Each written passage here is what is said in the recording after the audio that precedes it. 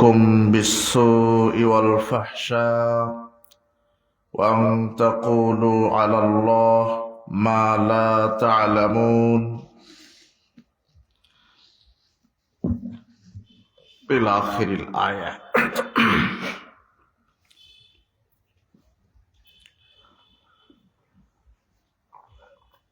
আজকের এই ইসলামী জালসার সম্মানিত সভাপতি,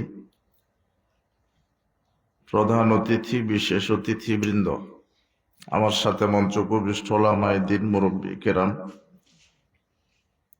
বিজ্ঞ পরিচালক, আমার সামনে উপস্থিত মুসলিম দিনী ভাই, প্রাণপ্রিয় ছাত্র যুবক ভাইয়েরা, পর্দার আড়ালের মা এবং বোনেরা, আমরা সর্বপ্রথমেই সেই মহান আল্লাহ সুবহানাহু ওয়া তাআলার শুকরিয়া আদায় করছি, যার অশেষ মেহেরবানিতে যিনি আমাদেরকে সুস্থ রেখে এমন একটি বরকতমণ্ডিত মর্যাদাপূর্ণ জায়গায় আসার, বসার, কোরআন এবং সহিহ সুন্নাহ থেকে আমাদেরকে আলোচনা করার এবং আলোচনা শ্রবণ করার তৌফিক দিয়েছেন। সেই মহান আল্লাহ সুবহানাহু ওয়া তাআলার আমরা শুকরিয়া আদায় করছি। আমরা সকলেই বলছি আলহামদুলিল্লাহ। লাখো কোটি দরুদ ও সালাম বর্ষিত হোক আমাদের নবী, শেষ নবী জনাবে মুহাম্মদ রাসূলুল্লাহ সাল্লাল্লাহু আলাইহি সাল্লামের প্রতি। আমরা আজকে সংক্ষিপ্ত সময়ে যে বিষয়টি নিয়ে আলোচনা করব তা হচ্ছে শয়তানের কুমন্ত্রণা থেকে বাঁচার উপায়। শয়তান মানুষের বড় শত্রু। উল্লেখিত বিষয় আমরা কোরআন এবং সহিহ সুন্নাহ থেকে সংক্ষিপ্ত সময় আলোচনা করব ইনশাআল্লাহ। শীতের রাত, তারপর আপনারা ধৈর্য ধারণ করে ইখলাসের সাথে আল্লাহকে খুশি করার জন্য যে বসে আছেন, আমার মন বলছে আল্লাহ আপনাদের কবুল করেছেন বলে এখানে আসতে পেরেছেন। বলেন আলহামদুলিল্লাহ। এলাকায় অনেক লোক আছে, তাই না? তাদেরকে আল্লাহ কবুল করেননি। এটা যে কোরআন সুন্নাহ থেকে কথা বলা, এটা একটা ইবাদত। আর কোরআন সুন্নাহ থেকে কথা শ্রবণ করা মনোযোগের সাথে, এটাও একটা ইবাদত। কিন্তু কে বুঝাবে, কে বুঝবে? মানুষ দুনিয়া নিয়ে ব্যস্ত, দুনিয়া। আজকে জানুয়ারির 1 তারিখে এখানে ইসলামী সম্মেলন হবে, জালসা হবে। কমপক্ষে 1 মাস আগে থেকে প্রচার শুরু হয়েছে, সবাই জানে। তারপরেও সবাই ব্যস্ত। আজকের দিনটা ব্যস্ততা পরিহার করে এখানে সময় দিতে পারেনি, মানুষ এত ব্যস্ত। আল্লাহ সুবহানাহু ওয়া তাআলা বলছেন, ফাম্মা মান তাগা ওয়া আসারাল হায়াতাদ দুনিয়া, যে দুনিয়ার জীবনে ব্যস্ততা দেখালো, দুনিয়ার জীবনকে প্রাধান্য দিল। যে ব্যক্তি সীমা লঙ্ঘন করে দুনিয়ার জীবনকে প্রাধান্য দিল, ফাইন্নাল জাহিমা হিয়াল মাওয়া, আল্লাহ বলছেন তার থাকার জায়গা হবে জাহান্নাম। আজকে অধিকাংশ মানুষ মূল বিষয়টা নিয়ে মাথা ব্যথা নেই, শাখা প্রশাখা নিয়ে মাথা ব্যথা। আপনি মসজিদে যাবেন, মুখে দাড়ি নাই, এটা নিয়ে কথা বলবে না। মাথায় টুপি নাই, এটা নিয়ে কথা বলবে। যে তুই সালাত আদায় করলি, টুপি পরলি না। অথচ টুপি পড়ে যে নেকি হবে, টুপি না পড়ে সালাত আদায় করলে একই নেকি। টুপির কোনো ফজিলত নাই, পাগড়ির কোনো ফজিলত নাই। আজকে কিন্তু মুখে যে দাড়ি নাই এ ব্যাপারে বলে না, যে তুমি সালাত আদায় করলে তোমার মুখে দাড়ি কই, বলে দাড়ির কথা। অথচ দাড়ি রাখা ওয়াজিব। দাড়ি রাখা কি ওয়াজিব।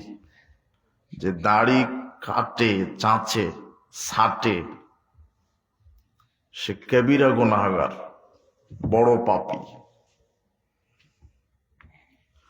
তো সমাজের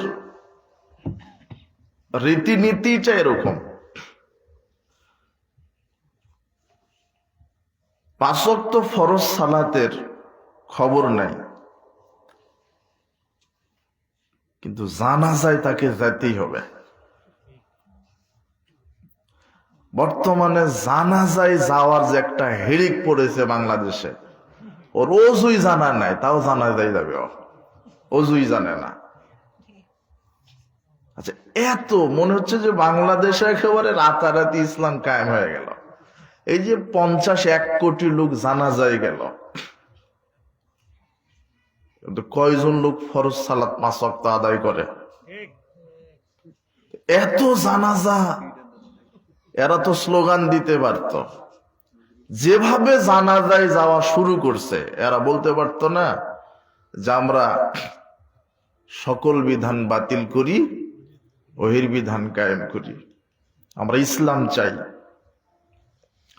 কিন্তু মূল আসলটার খবর নাই মানুষের, নকলটা নিয়ে তাড়াহুড়া। তো আমাদেরই বোঝানোর ব্যর্থতা, যার কারণে জাতিকে আমরা এখনো সঠিকটা বোঝাতে পারিনি। এই যে এখানে এসেছেন আজকে, এটা হলো মাজলিসুল ইলম, জ্ঞানের বৈঠক। এটা কিসের বৈঠক? রাসূল সাল্লাল্লাহু আলাইহি ওয়াসাল্লাম বলছেন এর যে এত মর্যাদা, ইন্নাল মালাইকাতা তাজাউ লিআজনিহাতি রিজান লিতালিবিল ইলম। যখন কোনো মানুষ বিদ্যা অর্জন করার জন্য কোনো মাজলিসে পায়ে হেঁটে আসে, তখন আল্লাহ সেই ব্যক্তির মর্যাদার দিকে লক্ষ্য করে সেই ব্যক্তিটার পায়ের নিচে ফেরেশতার ডানা বিছিয়ে দেন। আজকে এখানে এসেছেন, আপনার প্রত্যেকটা কদমে কদমে মনে করছেন যে আপনার পাটা পড়েছিল মাটিতে, আসলে মাটিতে পড়েনি। কোথায় পা পড়েছে? ফেরেশতাদের ডানার উপরে। কথা বুঝেছেন? আগামীকাল 100 বার হাঁটবেন, যাবেন, আর ডানার উপরে পড়বে না। আজকে এখানে এসেছেন, যদি নিয়ত ভালো থাকে। মাজলিসে আসার আদব আছে, এখানে এসে জ্ঞান অর্জন করতে হয়। এই মাজলিসের যে গুরুত্বটা, হয় এটা আমাদের বলার ব্যর্থতা, না হলে আপনার বোঝার ব্যর্থতা। রাসূল সাল্লাল্লাহু আলাইহি ওয়াসাল্লাম বলছেন, ইন্না লিল্লাহি তাবারাকা ওয়া তাআলা মালাইকাতান সায়ারাতান ফুদুলান। আল্লাহর একদল বিশেষ পর্যটক ফেরেশতা রয়েছে, যাদের দায়িত্ব, আল্লাহ শুধু দায়িত্ব দিয়েছেন তাদেরকে, যে তারা পৃথিবী ঘুরে দেখবে, পর্যটন করে দেখবে যে কোথায় কোরআন হাদিসের মাজলিস, জালসা অনুষ্ঠিত হচ্ছে, কোথায় কোরআন হাদিসের আলোচনা হচ্ছে। ফাইজা ওয়াজাদু ফিহি যিকরুন ইয়াতাতাবাউনা মাজালিসা যিকর। এই একদল ফেরেশতা খুঁজতে খুঁজতে যখন এই কোরআন হাদিসের মাজলিসটা পেয়ে যায়, ফাকাআদু মাআহুম, তখন ওই মাজলিসের যত নারী পুরুষ, তাদের চতুর্দিকে ঘিরে ফেরেশতারাও বসে পড়েন। সুম্মা হাফফা বা'দুহুম ইলা বা'দিন, এরপরে তারা একজনার ডানার উপর আরেকজনার ডানা ভর দিতে দিতে দিতে দিতে প্রথম আকাশ পর্যন্ত ফেরেশতারা পৌঁছে যায়। ফাইজা তাফাররাকু, যখন মাজলিসটা শেষ হয়,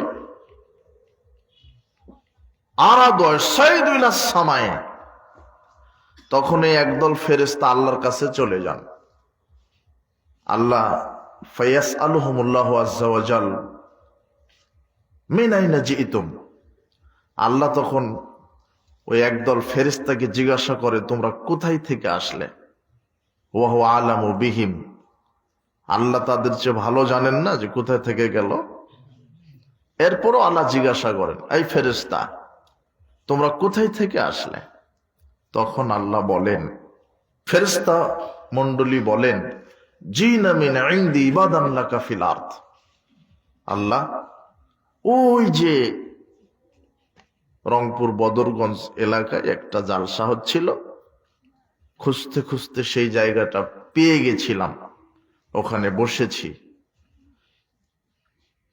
আপনার কিছু বান্দারা ইউসাব্বিহুনাক, আপনার তাসবিহ পাঠ করেছে, ওখানে বলেছে সুবহানাল্লাহ। ইয়াহমাদুনাক, আপনার প্রশংসা করেছে, তারা বলেছে আলহামদুলিল্লাহ। ওই হাল্লিলুনাক, তারা বলেছে লা ইলাহা ইল্লাল্লাহ। ওই কাব্বিরুনাক, তারা বলেছে আল্লাহু আকবার। এইভাবে তারা তাসবিহ তাকবীর দিতে দিতে ইয়াসআলুনাক, তারা আপনার কাছে চেয়ে বসেছে। তখন আল্লাহ বলে, অমিম্মা ইয়াসআলুনাক, ইয়াসআলুনাক, তারা আপনার কাছে চেয়ে বসেছে। অমিম্মা ইয়াসআলুনি, আল্লাহ বলছেন কি চেয়েছে আমার কাছে তারা? ইয়াসআলুনাকা জান্নাতাক, তখন ফেরেশতারা বলছে, আল্লাহ তারা আপনার কাছে জান্নাত চেয়েছে। হালরাও জান্নাতি, আল্লাহ ফেরেশতা মণ্ডলীকে বলেন, তারা কি আমার জান্নাত দেখেছে? ক্বালু লা, ফেরেশতারা বলছেন না, দেখেনি। কাইফা লাউ রাও জান্নাতি, কেমন হতো যদি তারা আমার জান্নাতকে দেখতো? না দেখেই চেয়েছে? জি আল্লাহ, তারা না দেখেই জান্নাত চেয়েছে। আচ্ছা, ওয়াস্তাজিরুনাক, তারা আপনার কাছে বাঁচতে চেয়েছে, আশ্রয় চেয়েছে। ওয়া মিম্মা ইয়াস্তাজিরুনানি, আল্লাহ বলছেন কি থেকে বাঁচতে চেয়েছে? ইয়াস্তাজিরুনাকা মিন নারিক, আপনার জাহান্নাম থেকে তারা বাঁচতে চেয়েছে। আল্লাহ আবার ওই কণ্ঠেই বলেন, হালরাও নারী, তারা কি আমার জাহান্নাম দেখেছে? ফেরেশতারা বলছেন না। কাইফা লাউ রাও নারী, কেমন হতো যদি তারা আমার জাহান্নাম দেখত? ইস্তাগফিরুনাক, তৃতীয়বার আল্লাহ ফেরেশতারা বলছে, আল্লাহ তারা আপনার কাছে পাপ থেকে ক্ষমা চেয়েছে। বৈঠকে যারা নারী পুরুষ এসেছিল, তারা কি করেছে? বৈঠকে এসেছে, আপনার তাসবিহ তাহলিল করেছে, জান্নাত চেয়েছে, জাহান্নাম থেকে বাঁচতে চেয়েছে, পাপ থেকে ক্ষমা চেয়েছে। তখন আল্লাহ বলছেন, কোটি কোটি ফেরেশতা, আল্লাহর সামনে কত ফেরেশতা? এই কোটি কোটি ফেরেশতা চতুর্দিকে ঘিরে ছিল। এরা সবাই চলে যাবে কখন? যখন আমরা চলে যাব বৈঠক ভঙ্গ করে। তখন আল্লাহ কোটি কোটি ফেরেশতাকে জিজ্ঞাসা করবেন এইভাবে। তখন কোটি কোটি ফেরেশতা আল্লাহকে এভাবে সব বলে দিবে, আপনি যা চাইবেন সব কার কাছে বলে দিবে? ফেরেশতারা। তখন আল্লাহ ফেরেশতা মণ্ডলীকে বলবেন, উশহিদুকুম, এই তোমরা সাক্ষ্য থাকো, তোমরা সাক্ষ্য থাকো, তোমাদেরকে সাক্ষী রাখলাম। ফাআতাইতুহুম মা সাআলু, কোরআন হাদিসের বৈঠকে যেই নারী যেই পুরুষ আমার কাছে যা চেয়েছে আমি তাদেরকে সবই দিয়ে দিলাম। এটা বিশ্বাস করেন এই কথা? এটা হয়, এটা বুখারী মুসলিমের হাদিস। হয় আমার বলার ব্যর্থতা হচ্ছে, না হলে আপনার বোঝার সমস্যা হচ্ছে। মানুষই বোঝে না যে কোরআন হাদিসের জালসা যেখানে অনুষ্ঠিত হয় এর মূল্য কত। এর দাম কত। তো আমি না বললে তো আপনি বুঝবেন না, আমাকে বলতে হবে। আর এখানে এসেছেন জিলাপি খাওয়ার জন্য? কি মাহফিল কমিটি বলছে যে 1 প্যাকেট করে বিরিয়ানি দেওয়া হবে, 1000 করে টাকা দেওয়া হবে? না, এখানে এসেছেন ইখলাস যদি ঠিক থাকে, যদি নিয়তটা ঠিক থাকে যে মাহফিলে যাব, জালসায় যাব, কোরআন হাদিস থেকে বিদ্যা অর্জন করব একমাত্র আল্লাহকে খুশি করার জন্য। ইসলামী জালসায় আসারও আদব লাগে। তার 1 নাম্বার আদব হচ্ছে ইখলাস, বিশুদ্ধ ইখলাস, নিয়ত ঠিক রাখতে হবে যে আমি মাহফিলে যাব। অনেকে দেখে যে কেমন বক্তা, লোকজন কেমন হয়, একটু বাদাম খাবো, জিলেপি খাবো, চলে আসবে। আর হলো মোনাফেক। এরা কি মোনাফেক? অনেক আছে ছাগল বাদাম খায় আর জালসা শোনে। বাদাম খেতে কিন্তু অনেক ধাপ পেরোতে হয়। বাদামটা নেওয়ার সময় পলিথিনের দিকে তাকাতে হয়, তা না? না কোথায় হাত পড়বে, কথা বুঝেননি? এরপরে নেওয়ার পরে বাদাম ফাটাতে হয়। বাদাম ঠিক মতো চাপ না পড়লে কিন্তু ফাটবে না। বাদামের কি আছে, জায়গা মতো চাপ না পড়লে কি, যতই চাপ দেন কি হবে না।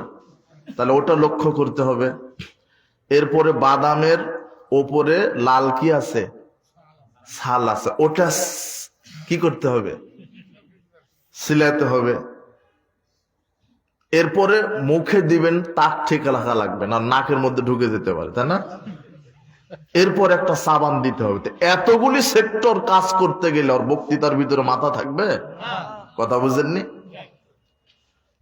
কিছু ছাগল আছে, এরা বাদাম খায়, বক্তা কেমন দেখে। তো মাহফিলে আসার আদব আছে, এটা আগে শিখা লাগবে। এই নিয়ত ঠিক নাই বলে। আর এক মুসাব্বিন উমাইর, তার আন্দোলনে গোটা আরব আমিরাতে ইসলামী রাষ্ট্র কায়েম হয়ে গিয়েছিল, আলহামদুলিল্লাহ। একজন মুসাব্বিন উমাইর। আর আজকে বাংলাদেশে কত আলেম আছে, তাই না? প্রতিদিন কত জালসা হয়, তাফসির হয়, কোনো পরিবর্তন আছে? না। কেন পরিবর্তন নাই? মাহফিল কমিটির নিয়ত ঠিক নেই, শ্রোতার নিয়ত ঠিক নেই, বক্তারও নিয়ত ঠিক নেই। বক্তা চিন্তা করে কয় টাকা দিবে, মাহফিল কমিটি চিন্তা করে কত লোক আসবে, ব্যবসায় লাল বাতি জ্বলে কিনা, টাকা উঠবে কিনা। আর শ্রোতারা চিন্তা করে কেমন বক্তা, সুর হয় কিনা, সুর আছে কিনা। মানে কারো নিয়তি ঠিক নেই। এই বক্তা শ্রোতা কমিটি দিয়ে কিয়ামত পর্যন্ত বোমা ফাটালেও ইসলাম কায়েম হবে না। নিয়ত যেরকম, যেই বিচি লাগাবেন সেই গাছই হবে, কথা বুঝেননি? একজন লোক করেও যদি হেদায়েত হয়, তাহলে বাংলাদেশে প্রতি বছর মনে করেন 1 কোটি মাহফিল হয় না? তাহলে 10 বছরে 10 কোটি লোক হেদায়েত হওয়ার কথা না? কিন্তু 20 কোটি সুর তৈরি হয়। কেন? এই নিয়ত ঠিক নাই। ইন্নামাল আমালু বিন্নিয়াত। প্রত্যেকটা আমল কিসের উপরে নির্ভরশীল? নিয়তের উপরে। তা আপনি এখানে এসেছেন, হেদায়েত পান না কেন? আপনার নিয়তই ঠিক নাই। তাহলে মাহফিল আসার 1 নাম্বার নিয়ত ইখলাস, একমাত্র আল্লাহকে খুশি করার জন্য আসতে হবে এখানে। 1 2 আসার সাথে সাথে বসে পড়তে হবে, আদব এটা। বসে বক্তব্য শুনতে হয়। রাসূল বলছেন, মাজালাসা কওমুন মাজলিসান ইয়াযকুরুনাল্লাহ। যখন কোন গ্রামের লোকেরা কোরআন হাদিসের বৈঠকে এসে বসে আলোচনা শোনে, কি করে? ইল্লা নাদাহুম মুনাদিম মিনাস সামা। আল্লাহ তখন আরশ থেকে আহ্বান করে বলেন, কুমু মাগফুরাল লাকুম। হে আমার বান্দারা, যারা শুরু থেকে শেষ পর্যন্ত বসে আলোচনা শুনেছ, এখন তোমরা উঠে পড়ো, উঠে চলে যাও, কেননা আমি তোমাদের বিগত সব পাপগুলিকে ক্ষমা করে দিয়েছি। ওয়া বুদ্দিলাত সাইয়্যাতুকুম হাসানাত, আর বিগত সব পাপগুলিকে নেকি করে দিয়েছি। আমি এই বাক্যটা আমি একটু পরে বোঝাবো, ওই বুখারী মুসলিমের হাদিসটা আগে ইবারত করে নি। তো এখানে আসার আদব এক, নিয়তটা ঠিক রাখতে হবে এক। দুই, বসে ভদ্রতা, শালীনতা, শিষ্টাচার বজায় রেখে বক্তব্য শুনতে হবে মনোযোগের সাথে। তিন, তাসবিহ তাহলিল করতে হয় মাঝে মাঝে। চার, আল্লাহর কাছে কিছু চাইতে হয়। পাঁচ, জাহান্নাম থেকে বাঁচতে চাইতে হয়। ছয়, পাপ থেকে ক্ষমা নিতে হয়। এই 6টা বৈশিষ্ট্য লাগবে শুধু প্রোগ্রামে এখানে এসে বসতে। কয়টা বৈশিষ্ট্য থাকলে? 6টা। সে আদর্শ শ্রোতা। আমি এটাই অন্তত আজকে এই বিদ্যাটা শিখে যান যে জালসার আদব, বৈঠকের আদব। 7 নম্বর বৈশিষ্ট্য কি? বৈঠক ভঙ্গের দোয়া না পড়া পর্যন্ত উঠা যাবে না। ইযা আরাদা ইয়াকুমা মিনাল মাজলিস, আবু বারজাল আসলামী রাদিয়াল্লাহু আনহু বলছেন, রাসূল সাল্লাল্লাহু আলাইহি ওয়াসাল্লাম যখন কোনো মাজলিস শেষ করার ইচ্ছা করতেন, কোনো বৈঠক ভঙ্গ করার ইচ্ছা করতেন, এটা কি মাজলিস? মাজলিস হলো আরবি, বাংলা কি? বৈঠক। এটা একটা কি, কিসে বসে আছেন? বৈঠক। ওই তাফসির মাহফিল বলেন, জালসা বলেন, মাহফিল বলেন, সভা সমিতি বলেন, সমাবেশ বলেন, জনসমাবেশ বলেন, যাই বলেন, রাসূল সাল্লাল্লাহু আলাইহি ওয়াসাল্লাম যখন এগুলি বৈঠক ভঙ্গ করতেন তখন এই দোয়াটা বলে ভঙ্গ করতেন। কি দোয়াটা? সুবহানাকা আল্লাহুম্মা বিহামদিকা আশহাদু আল্লা ইলাহা ইল্লা আনতা আস্তাগফিরুকা ওয়া আতুবু ইলাইক। এটা আবু দাউদের হাদিস। নাসাই সুনানুল কুবরার 10,140 নম্বর হাদিসে আসছে, আয়েশা রাদিয়াল্লাহু আনহা বলছেন, মাজালাসা মাজলিসান কাত্ত আও তাওয়াদা উদওয়ান কাত্ত আও সাল্লা সালাতান কাত্ত আও তাহালা কোরআনান কাত্ত। রাসূল সাল্লাল্লাহু আলাইহি ওয়াসাল্লাম যখন বৈঠক শেষ করতেন, সভা সমিতি শেষ করতেন, তাফসির মাহফিল শেষ করতেন, জনসমাবেশ শেষ করতেন, মিছিল মিটিং শেষ করতেন, কোরআন তেলাওয়াত শেষ করতেন, ওযু শেষ করতেন, সালাত শেষ করতেন, ইল্লা খুতেমা বি যালিকা বিকালিমাত, শুধু এই কালেমা দিয়ে শেষ করতেন। শুধু একটা মাত্র দোয়ার মাধ্যমে শেষ করতেন। শুধু ইল্লা, শুধু এই কালেমা দ্বারা। কি কালেমা? সুবহানাকা আল্লাহুম্মা বিহামদিকা আশহাদু আল্লা ইলাহা ইল্লা আনতা আস্তাগফিরুকা ওয়া আতুবু ইলাইকা। যখন তিনি বৈঠক শেষ করতেন, সালাত শেষ করতেন, ওযু শেষ করতেন, কোরআন তেলাওয়াত শেষ করতেন, তো ওযু শেষের দোয়া তো আপনি মনে বলবেন যে ওযু দোয়া তো আমরা জানি, আবার ওযু শেষে আবার এই দোয়া বলতেন। হ্যাঁ, রাসূল সাল্লাল্লাহু আলাইহি ওয়াসাল্লাম বলেছেন, মান তাওয়াজ্জা ফাহসানাল উদওয়া, যে ব্যক্তি ওযু করলো, সুন্দর করে ওযু করলো, সুম্মা ক্বাল, এরপরে বলল কালেমা শাহাদাত, জানেন না? আশহাদু আল্লা ইলাহা ইল্লাল্লাহু ওয়াহদাহু লা শারীকা লাহু ওয়া আশহাদু আন্না মুহাম্মাদান আবদুহু ওয়া রাসূলুহু, ফতিহাত লাহু আবওয়াবুল জান্নাতি সামানিয়া। রাসূল সাল্লাল্লাহু আলাইহি ওয়াসাল্লাম বলছেন, আল্লাহ ওই ব্যক্তির জন্য জান্নাতের 8টি দরজা খুলে দেন। ইয়াদখুলু মিন আইহা শা, যে কোনো দরজা দিয়ে সে জান্নাতে প্রবেশ করতে পারে। কিন্তু রাসূল সাল্লাল্লাহু আলাইহি ওয়াসাল্লাম ওযু করতেন, ওযু শেষ করে কালেমা শাহাদাত পাঠ করতেন, করার পরে যখন তিনি ওযু থেকে উঠতে চাইতেন তখন তিনি বলতেন সুবহানাকা আল্লাহুম্মা বিহামদিকা আশহাদু আল্লা ইলাহা ইল্লা আনতা আস্তাগফিরুকা ওয়া আতুবু ইলাইক। এখন বুঝেছেন কি? সালাত শেষ করে এই দোয়া বলতেন। সালাত শেষ মানে আসসালামু আলাইকুম রাহমাতুল্লাহ, আসসালামু আলাইকুম রাহমাতুল্লাহ, সালাত শেষ না? এরপরে তো তিনি জিকির আজগার করতেন। তিনি বলতেন আল্লাহু আকবার, আস্তাগফিরুল্লাহ, আস্তাগফিরুল্লাহ, আস্তাগফিরুল্লাহ। তিনি বলতেন আল্লাহুম্মা আনতাস সালাম ওয়া মিনকাস সালাম তাবারাকতা ইয়া যাল জালালি ওয়াল ইকরাম। তিনি বলতেন আয়াতুল কুরসি। তিনি বলতেন ফরজ সালাতের পরে যে ব্যক্তি আয়াতুল কুরসি পাঠ করবে ওই ব্যক্তিটা জান্নাতে যাওয়ার প্রতিবন্ধকতা হচ্ছে মৃত্যু, যেই ব্যক্তিটা 5 ওয়াক্ত ফরজ সালাতের পরে আয়াতুল কুরসি পাঠ করার আমল থাকবে, এই লোকটা মৃত্যুবরণ করার সাথে সাথে কবরকে আল্লাহ জান্নাতের টুকরা বানিয়ে দিবেন। তাহলে এটা আমল তিনি করতেন, তিনি করতে বলেছেন। এরপরে বলেছেন তোমরা সুবহানাল্লাহ বলো 33 বার, আলহামদুলিল্লাহ বলো 33 বার, আল্লাহু আকবার বলো 34 বার। এগুলো আমল তিনি শিখিয়ে দেননি। একজন দরিদ্র লোক, গ্রাম্য বেদুইন মিসকিন লোক এসে বলছেন, আল্লাহর নবী, আমরা তো গরিব মানুষ, আমরা 5 ওয়াক্ত সালাত আদায় করি, রমাদানের সিয়াম রাখি, কিন্তু ধনী যারা এরা জিহাদ ফান্ডে দান করে, অস্ত্র কিনে দেয়, এরা হজ করে, জাকাত দেয়, 5 ওয়াক্ত সালাত আদায় তো করে করে, রমাদানের সিয়াম রাখে তো রাখে, হজ করে, জাকাতও দেয়, তাহলে কি ধনীরা আমাদের চাইতে বেশি নেকি পেল না? তো আল্লাহ নবী বলছেন কথা তো ঠিক। তখন আল্লাহ আমাদের নবীকে বলছেন তুমি এই আমলটা মিসকিন লোকটাকে শিখিয়ে দাও। কি? আল্লাহর নবী বলছেন, শোনো মিসকিন দরিদ্র লোক, আমি তোমাকে একটা আমল শিখিয়ে দিই। সেটা কি? প্রত্যেক ফরজ সালাতের পরে সুবহানাল্লাহ 33 বার বলো, আলহামদুলিল্লাহ 33 বার বলো, আল্লাহু আকবার 34 বার বলো। তাহলে ধনীরা হজ করে যেই নেকি, আল্লাহ তোমাকে সেই কবুল হজের নেকি লিখে দিবে। তাহলে এটা একটা আমল। তার মানে এটা করতে বলেছেন।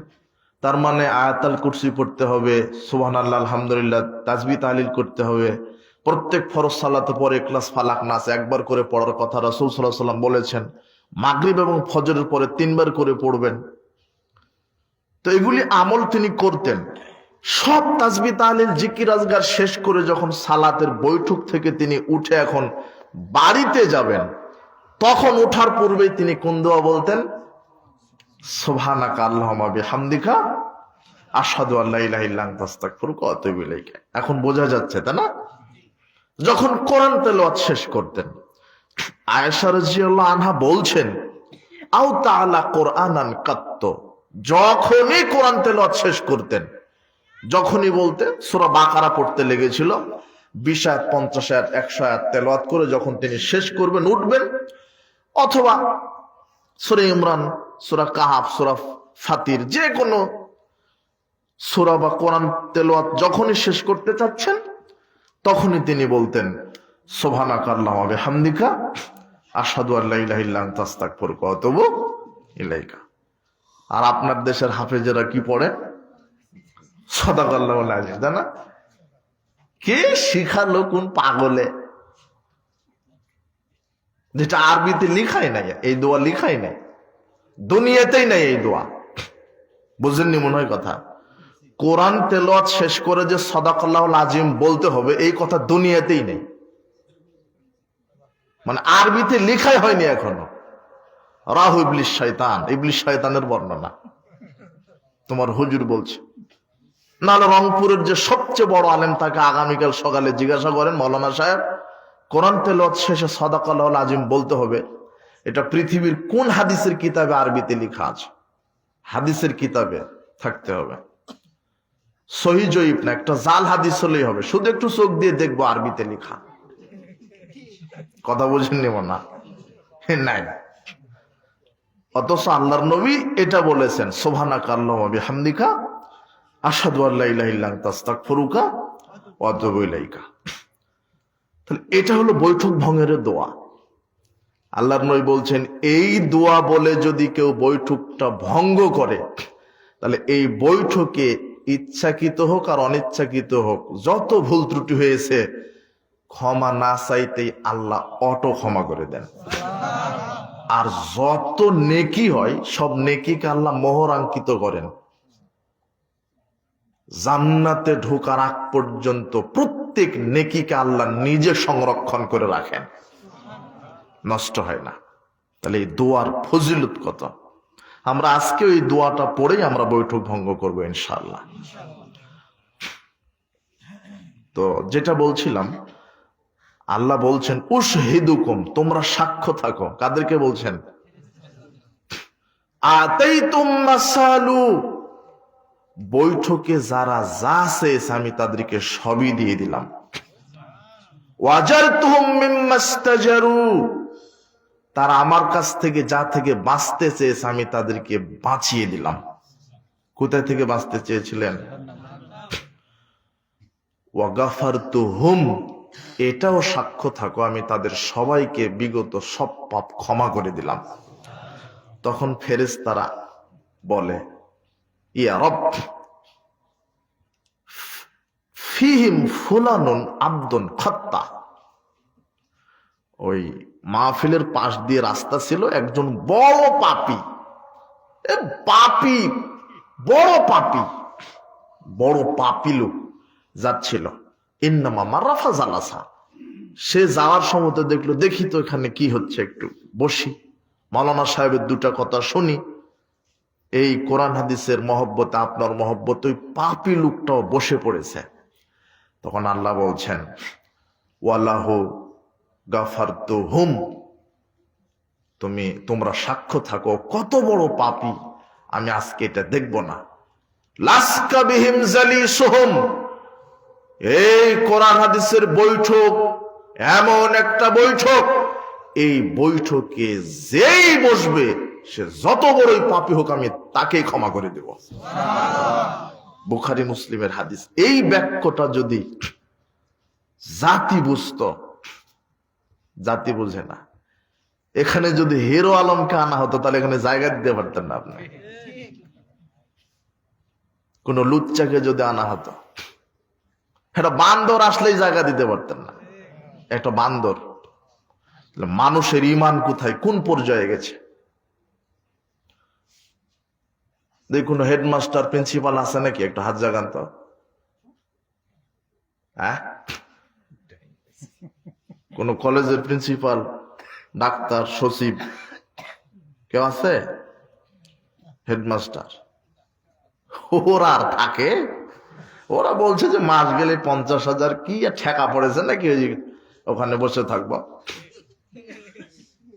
ঠেকা পড়েছে, ওটা হুজুরের বকবকানি শুনতে হবে কেন? ওই ইয়াবা খাচ্ছে, গাঁজা খাচ্ছে, আর লেপের তলে জেনা চর্চা নিয়ে বসে আছে। দেখো, তুমি যাও, টিভি সিনেমা নিয়ে বসে আছে তোমার হেডমাস্টার। তোমার হেডমাস্টারের বেতনও বেশি, গাঁজার পাওয়ারও বেশি। তোমার বদরগঞ্জের যে ভ্যান চালক সর্বোচ্চ আকিস কোম্পানির বিড়ি খায়, টাকা কম।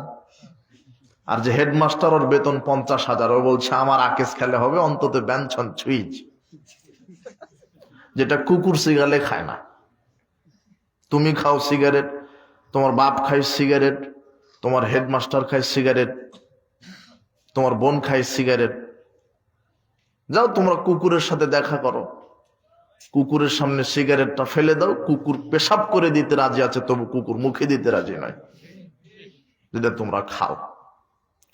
তুমি আর শরীয়ত কি দিয়ে বুঝবে? তো যে জায়গাতে তুমি বসে আছো, এই জায়গাটার মূল্য দেখো। আল্লাহ বলছেন যে এখানে যেই বসবে আমি তাকে কি করে দিব? তোমাকে আল্লাহ কবুল করেছো, বলো তো আলহামদুলিল্লাহ। এটা আমার বিশ্বাস যে যারাই কোরআন হাদিসের যার সাথে বসবে, আচ্ছা লোকটা হেদায়েত পাবে কিভাবে? এখানে বসলে তো পাবে, কথা বুঝেননি? কিন্তু ওর পাওয়ার সুযোগই নাই। এখানে আপনি বসেছেন মানে আল্লাহ আপনাকে বাছাই করেছে। এখন ওই বাক্যটা আপনাকে বোঝাই। আল্লাহ বলছেন যারা শুরু থেকে শেষ পর্যন্ত কোরআন হাদিসের আলোচনা শুনেছ, তোমরা উঠে বাড়িতে যাও, আমি তোমাদের বিগত সব পাপ ক্ষমা করে দিলাম। আর বিগত যত পাপ ছিল সব পাপকে আমি নেকি করে দিলাম। এই বাক্য কি বুঝতে পেরেছেন? বিগত যত পাপ ছিল সব পাপকে কি করে দিলেন? সব পাপকে তো ক্ষমা করেছেন, কিন্তু সব পাপকে কি করে দিয়েছেন? নাকি?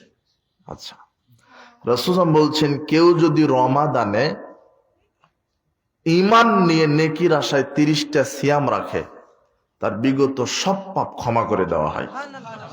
এই হাদিসটা শোনেননি? শুনবেন, এই যে দুদিন পর রমাদান আসছে না, খুব বলবে হুজুররা, তাই না? শুনেছেন তো? আচ্ছা, রমাদানের 30টা সিয়াম যদি নেকি আশায় ঈমান সহকারে রাখে, তার বিগত সব পাপ কি হয়? ক্ষমা হয়। কিন্তু পাপ কি হয় না? বোঝেননি মনে হয় কথা। পাপ কিন্তু নেকি হয় না, সুযোগ নাই। এরপর আল্লাহ নবী বলছেন, কেউ যে রমাদানে 30টা দিন তারাবির সালাত আদায় করে, তার বিগত সব পাপ কি করে দেওয়া হয়? কিন্তু পাপ কি করা হয় না। এরপরে বলছেন, কেউ যদি রমাদানে লাইলাতুল কদরের রাত্রি উদযাপন করে, তাহলে তার বিগত সব পাপ কি করা হয়? ক্ষমা করা হয়, কিন্তু পাপ কি করা হয় না। রাসূল বলছেন, মামিন মুসলিমানে ইয়ালতাকিয়ানে ফাতাসাফাহান, যখন দুইজন মুসলমান রাস্তাঘাট, স্কুল, কলেজ, মাঠে ময়দান, বিশ্ববিদ্যালয়ে সাক্ষাৎ হয়, পরস্পরের দুই হাতে মোসাফা করে। পরস্পর কয় হাত? আপনার ডান হাত আর ওনার ডান হাত কয় হাত হলো? এটা 2 হাত। 3 হাত নয়, 4 হাত নয়, 2 হাত। ইল্লা গুফিরা লাহুমা ক্বাবলা ইফতারিকা, রাসূল সাল্লাল্লাহু আলাইহি ওয়াসাল্লাম বলছেন, তাদের পরস্পরের 2 হাতটা পৃথক হওয়ার পূর্বেই বিগত সব পাপ আল্লাহ ক্ষমা করে দেন, কিন্তু পাপ কি হয় না। রাসূল সাল্লাল্লাহু আলাইহি ওয়াসাল্লাম বলছেন, ইযাম্মান আল ইমাম ফামিনু, জামাতে সালাত আদায় করার সময় ইমাম যখন আমিন বলবে, তখন তোমরা কি বলো? ফাইন্নাহু মান ওয়াফাকা তামিনহু তামিনাল মালাইকা গুফিরা লাহু মা তাকাদ্দামা মিন যামবি। ইমাম যখন আমিন বলে, সাথে সাথে ফেরেশতারা আমিন বলে, কাজেই তোমরাও আমিন বলো। তোমাদের 3 জনের আমিন যদি একসাথে মিলে যায়, বিগত সব পাপ ক্ষমা করে দেওয়া হয়, কিন্তু পাপ কি হয় না। এটা 780-82 নম্বর হাদিস বুখারীর, 796 নম্বর হাদিস বুখারীর মধ্যে আসছে। ইযা কালাল ইমাম, ইমাম যখন আমিন, ইযা কালাল ইমাম, ইমাম যখন বলে কি, সামি আল্লাহু লিমান হামিদা ফাকুলু রব্বানা লাকাল হামদ। ইমাম যখন সামি আল্লাহু লিমান হামিদা বলে, তখন তোমরা বলো রব্বানা লাকাল হামদ। ফাইন্নাহু ওয়াফাকা কওলুহু কওলাল মালাইকা, ফেরেশতারা ওই সময় রব্বানা লাকাল হামদ বলে, তোমাদের সাথে, তোমাদের রব্বানা লাকাল হামদ যদি ফেরেশতাদের সাথে মিলে যায়, গুফিরা লাহু মা তাকাদ্দামা মিন যামবিহি, আল্লাহ তোমাদের বিগত সব পাপ ক্ষমা করে দেন, কিন্তু পাপ কি হয় না? নেকি হয় না। আল্লাহ নবী বলছেন, কেউ যদি হজ করে, হজ যদি কবুল হয়, আল্লাহ তার বিগত সব পাপ ক্ষমা করেন। শুধু কি ক্ষমা, হজ যদি কারো কবুল হয়, আল্লাহ তাকে ওই দিনের মতো নিষ্পাপ করে যেই দিন তার মা তাকে প্রসব করেছিল। কবুল হয়ে গেলে হজ সব পাপ ক্ষমা হয়, কিন্তু পাপ কি হয় না? নেকি হয় না। কিন্তু এখন যেখানে আপনি বসে আছেন, এখন এই মাজলিসের মর্যাদা আল্লাহর কাছে এত বেশি, সালাম দিলেন পাপ ক্ষমা হলো, পাপ নেকি হলো না। রমাদানের 30টা সিয়াম রাখলেন, পাপ ক্ষমা হলো, পাপ নেকি হলো না। তারাবি পড়লেন, পাপ ক্ষমা হলো, পাপ নেকি হলো না। লাইলাতুল কদর উদযাপন করলেন সারা রাত, পাপ ক্ষমা হলো, পাপ নেকি হলো না। হজ করলেন, পাপ ক্ষমা হলো, পাপ নেকি হলো না। জোরে আমিন বললেন, পাপ ক্ষমা হলো, পাপ নেকি হলো না। রব্বানা লাকাল হামদ বললেন, পাপ ক্ষমা হলো, পাপ নেকি হলো না। কিন্তু আল্লাহ বলছেন, কেউ যদি কোরআন হাদিসের মাজলিসে বসে, বিগত সব পাপ তো ক্ষমা করি করি, বিগত সব পাপকে আমি নেকি করে দিই। এখানে বসে আছেন আপনি, ওই কপাল পোড়া জানে যেখানে কি হচ্ছে, ওর তো জানা নাই। এখানে বসলে আপনি ঈমান শিখবেন, আকীদা শিখবেন, সালাত শিখবেন, ওযু শিখবেন, তাহাজ্জুদ শিখবেন, তারাবি শিখবেন, জানাজা শিখবেন। এটা তো ইলমের মার্কাজ। এখানে না বসলে আপনি শিখবেন কি? এখানে না বসলে সালাত শিখবেন কি করে? এই জন্য এই মাজলিসুল ইলম, ইলমের বৈঠকের মর্যাদা আল্লাহর কাছে অনেক অনেক অনেক বেশি। আর কয়েকটা সময় স্থান আছে যেই কয়েকটা সময় বা জায়গায় স্থানে দোয়া করলে দোয়া ফেরত দেন না।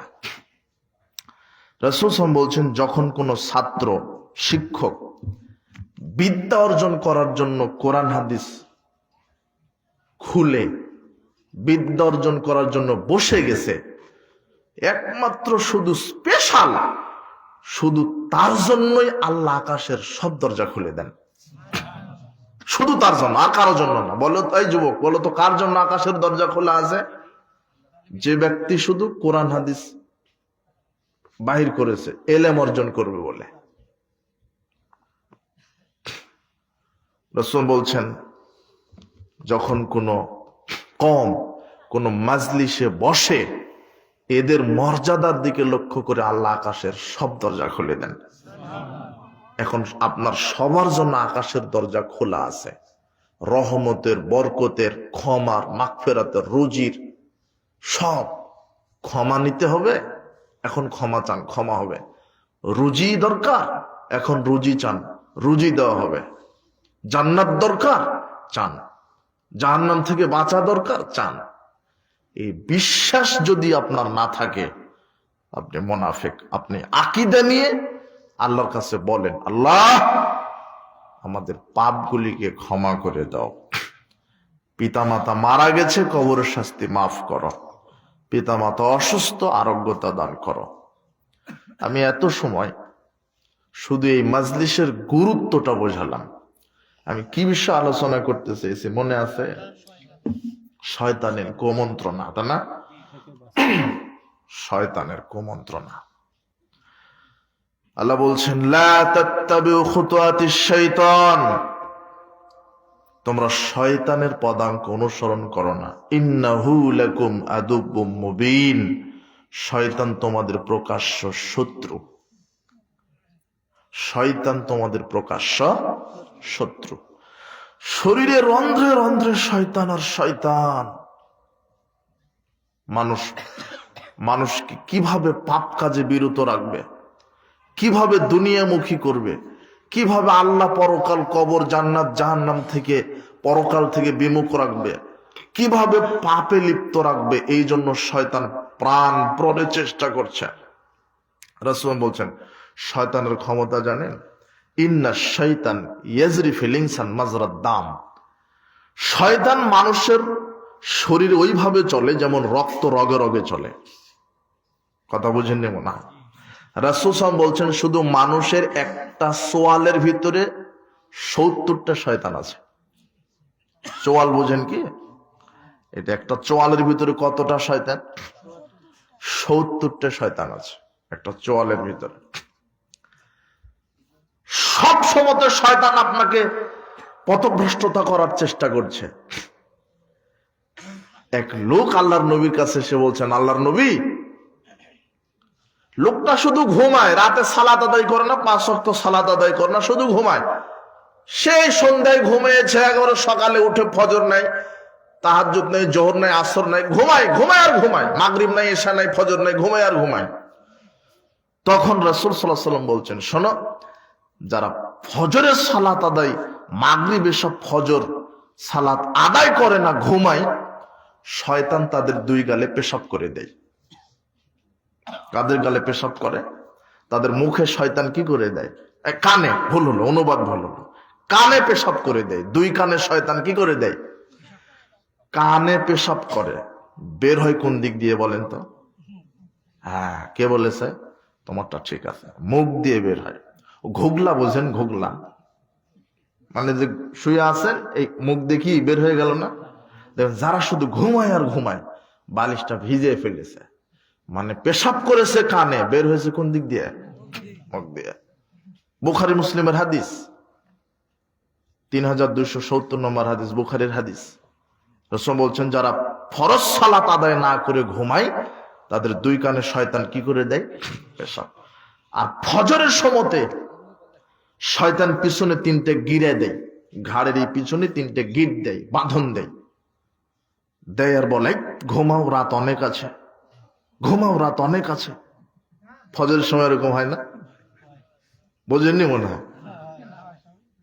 অনেক আছে, রাত অনেক আছে, ঘড়ি দেখছেন 5টা, ওহো আরো আধা ঘন্টা আছে, এই আধা ঘন্টা বলে সকাল 7টা হয়ে গেছে। কথা বুঝেনি মনে হয়? এই ছেলে শোনো, তোমাকে আজকে বলে দিই, তুমি দেখলে যে ফজর 5:30টায় জামাত, ঘড়ি দেখে 4:30, তখন আর বলবে না যে না রাত অনেক আছে আর একটু ঘুমাই, না 4:30টায় উঠে যাও। তুমি উঠে দোয়া বলো, অজু করো, তাহাজ্জুদে দাঁড়িয়ে যাও। রাসূল সাল্লাল্লাহু আলাইহি ওয়াসাল্লাম বলছেন, যে ব্যক্তি ঘুম থেকে উঠলো, উঠেই দোয়া বললো, কি বলবে? লা ইলাহা ইল্লাল্লাহু ওয়াহদাহু লা শারীকা লাহু লাহুল মুলকু ওয়া লাহুল হামদ ওয়া হুয়া আলা কুল্লি শাইইন কাদির, সুবহানাল্লাহি ওয়া বিহামদিহি। তারপরে কি? সুবহানাল্লাহি ওয়াল হামদুলিল্লাহি ওয়া লা ইলাহা ইল্লাল্লাহু আল্লাহু আকবার ওয়া লা হাওলা ওয়া লা কুওয়াতা ইল্লা বিল্লাহ। এইটা পড়বে, এই দোয়াটা পড়বে। এই দোয়াটা পড়লে, অথবা বললে আলহামদুলিল্লাহ হিল্লাযী আহইয়ানা বাদা মা আমাতানা ওয়া ইলাইহিন নুশুর। দোয়া পড়ার সাথে সাথে শয়তান যে কয়টা গিরা দিয়েছিল, একটা খুলে গেল। লা ইলাহা ইল্লাল্লাহু ওয়াহদাহু লা শারীকা লাহু লাহুল মুলকু ওয়া লাহুল হামদু ওয়া হুয়া আলা কুল্লি শাইইন কাদির, সুবহানাল্লাহি ওয়াল হামদুলিল্লাহ ওয়া লা ইলাহা ইল্লাল্লাহু আল্লাহু আকবার ওয়া লা হাওলা ওয়া লা কুওয়াতা ইল্লা বিল্লাহ। এটা বলো। আল্লাহর নবী বলছেন, ঘুম থেকে উঠার সাথে সাথে তোমার গোসল ফরজ থাক, স্বপ্ন দোষক, অপবিত্র, কোনো সমস্যা নাই, ঘুম থেকে উঠার সাথে সাথে এই দোয়াটা পড়ার পরে এখন আল্লাহর কাছে তুমি যা চাইবে সব কবুল হয়ে যাবে, সব কবুল। তাহলে এই দোয়াটা বলো, ঘুম থেকে উঠার দোয়াটা বলো। কয়টা গিরা খোলা হলো? একটা খোলা হলো। দোয়া পড়লেই গিরা একটা খুলে গেল। কে গিরা দিয়েছিল? শয়তান। এরপরে অজু করো, যদি ফরজ গোসলের প্রয়োজন হয় ফরজ গোসল, অজু, অজু করার সাথে সাথে আর একটা খুলে গেল। এরপরে সালাতে দাঁড়াও, তখন আর একটা কি হয়ে গেল? আল্লাহ নবী বলছেন, এই লোকটা সকাল করে প্রফুল্ল প্রশান্ত চিত্তে, সুবহানাল্লাহ। আর যে ফজর না পড়ে ঘুমায়, এ শয়তানের অলসতা মনোভাব নিয়ে ঘুমায়, উঠে, এর জীবনে বরকত হয় না।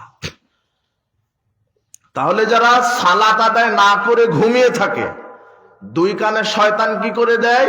পেশাব বের হয় কোন দিক দিয়ে? মুখ দিয়ে। আর যারা ফজর না পড়ে ঘুমিয়ে থাকে, শয়তান তাদের পিছনে 3টা গিট দেয়। 3টা গিট খোলার, 1 নম্বর গিট খোলার অস্ত্র দোয়া, 2 নম্বর অজু, 3 নম্বর সালাত। শয়তান সব সময়তে, শয়তান তোমার পিছনে লেগে আছে সব সময়তে। এই জন্য শয়তানকে পরাজিত করতে হবে। রাসূল সাল্লাল্লাহু আলাইহি ওয়াসাল্লাম আমলও শিখিয়ে দিয়েছেন। একজন মানুষ 24 ঘন্টায় যা কিছু করবে সব রাসূল সাল্লাল্লাহু আলাইহি ওয়াসাল্লাম সুন্নাহ শিখিয়ে দিয়েছেন, দেননি? এই 24 ঘন্টার আমলটা যদি আপনি করেন, তাহলে শয়তান আপনার কাছ থেকে পরাজিত হয়ে যাবে। কি হয়ে যাবে? 24 ঘন্টার আমল। কি? ঘুমাতে যাবে, সেখানে আল্লাহ নবী কি বলছেন? আয়াতুল কুরসি পড়ো। পড়তে বলেননি? ওই আবু হুরায়রা রাদিয়াল্লাহু আনহু বলছেন যে রাসূল সাল্লাল্লাহু আলাইহি ওয়াসাল্লাম আমাকে 7 গার খেজুর পাহারা দিতে দায়িত্ব দিলেন। প্রথম রাত্রে চোর আসলো, তো আবু হুরায়রা মনে করছে চোর, আসলে তো চোর না। প্রথম রাত্রে চোর আসছে, ধরছে, অনয় বিনয় করে ছেড়ে দিয়েছে। দ্বিতীয় রাত্রে আসছে, আবার অনয় বিনয় করছে, ছেড়ে দিয়েছে। তৃতীয় রাত্রে যখন আসছে, আবু হুরায়রা বলছে আজকে আর ছাড়বো না। শয়তান, চোর বলছে যে ছেড়ে দাও, তোমাকে আমি একটা আমল শিখিয়ে দিই। ইযা আওয়াইতা ফিরাশিক ফাকরা আয়াতুল কুরসি। যখন তুমি ঘুমাতে যাবে আয়াতুল কুরসিটা পড়ো, তাহলে আর আমি আসতে পারবো না। আল্লাহ তোমাকে আল্লাহর পক্ষ থেকে একটা পাহারাদার পাঠিয়ে দিবে।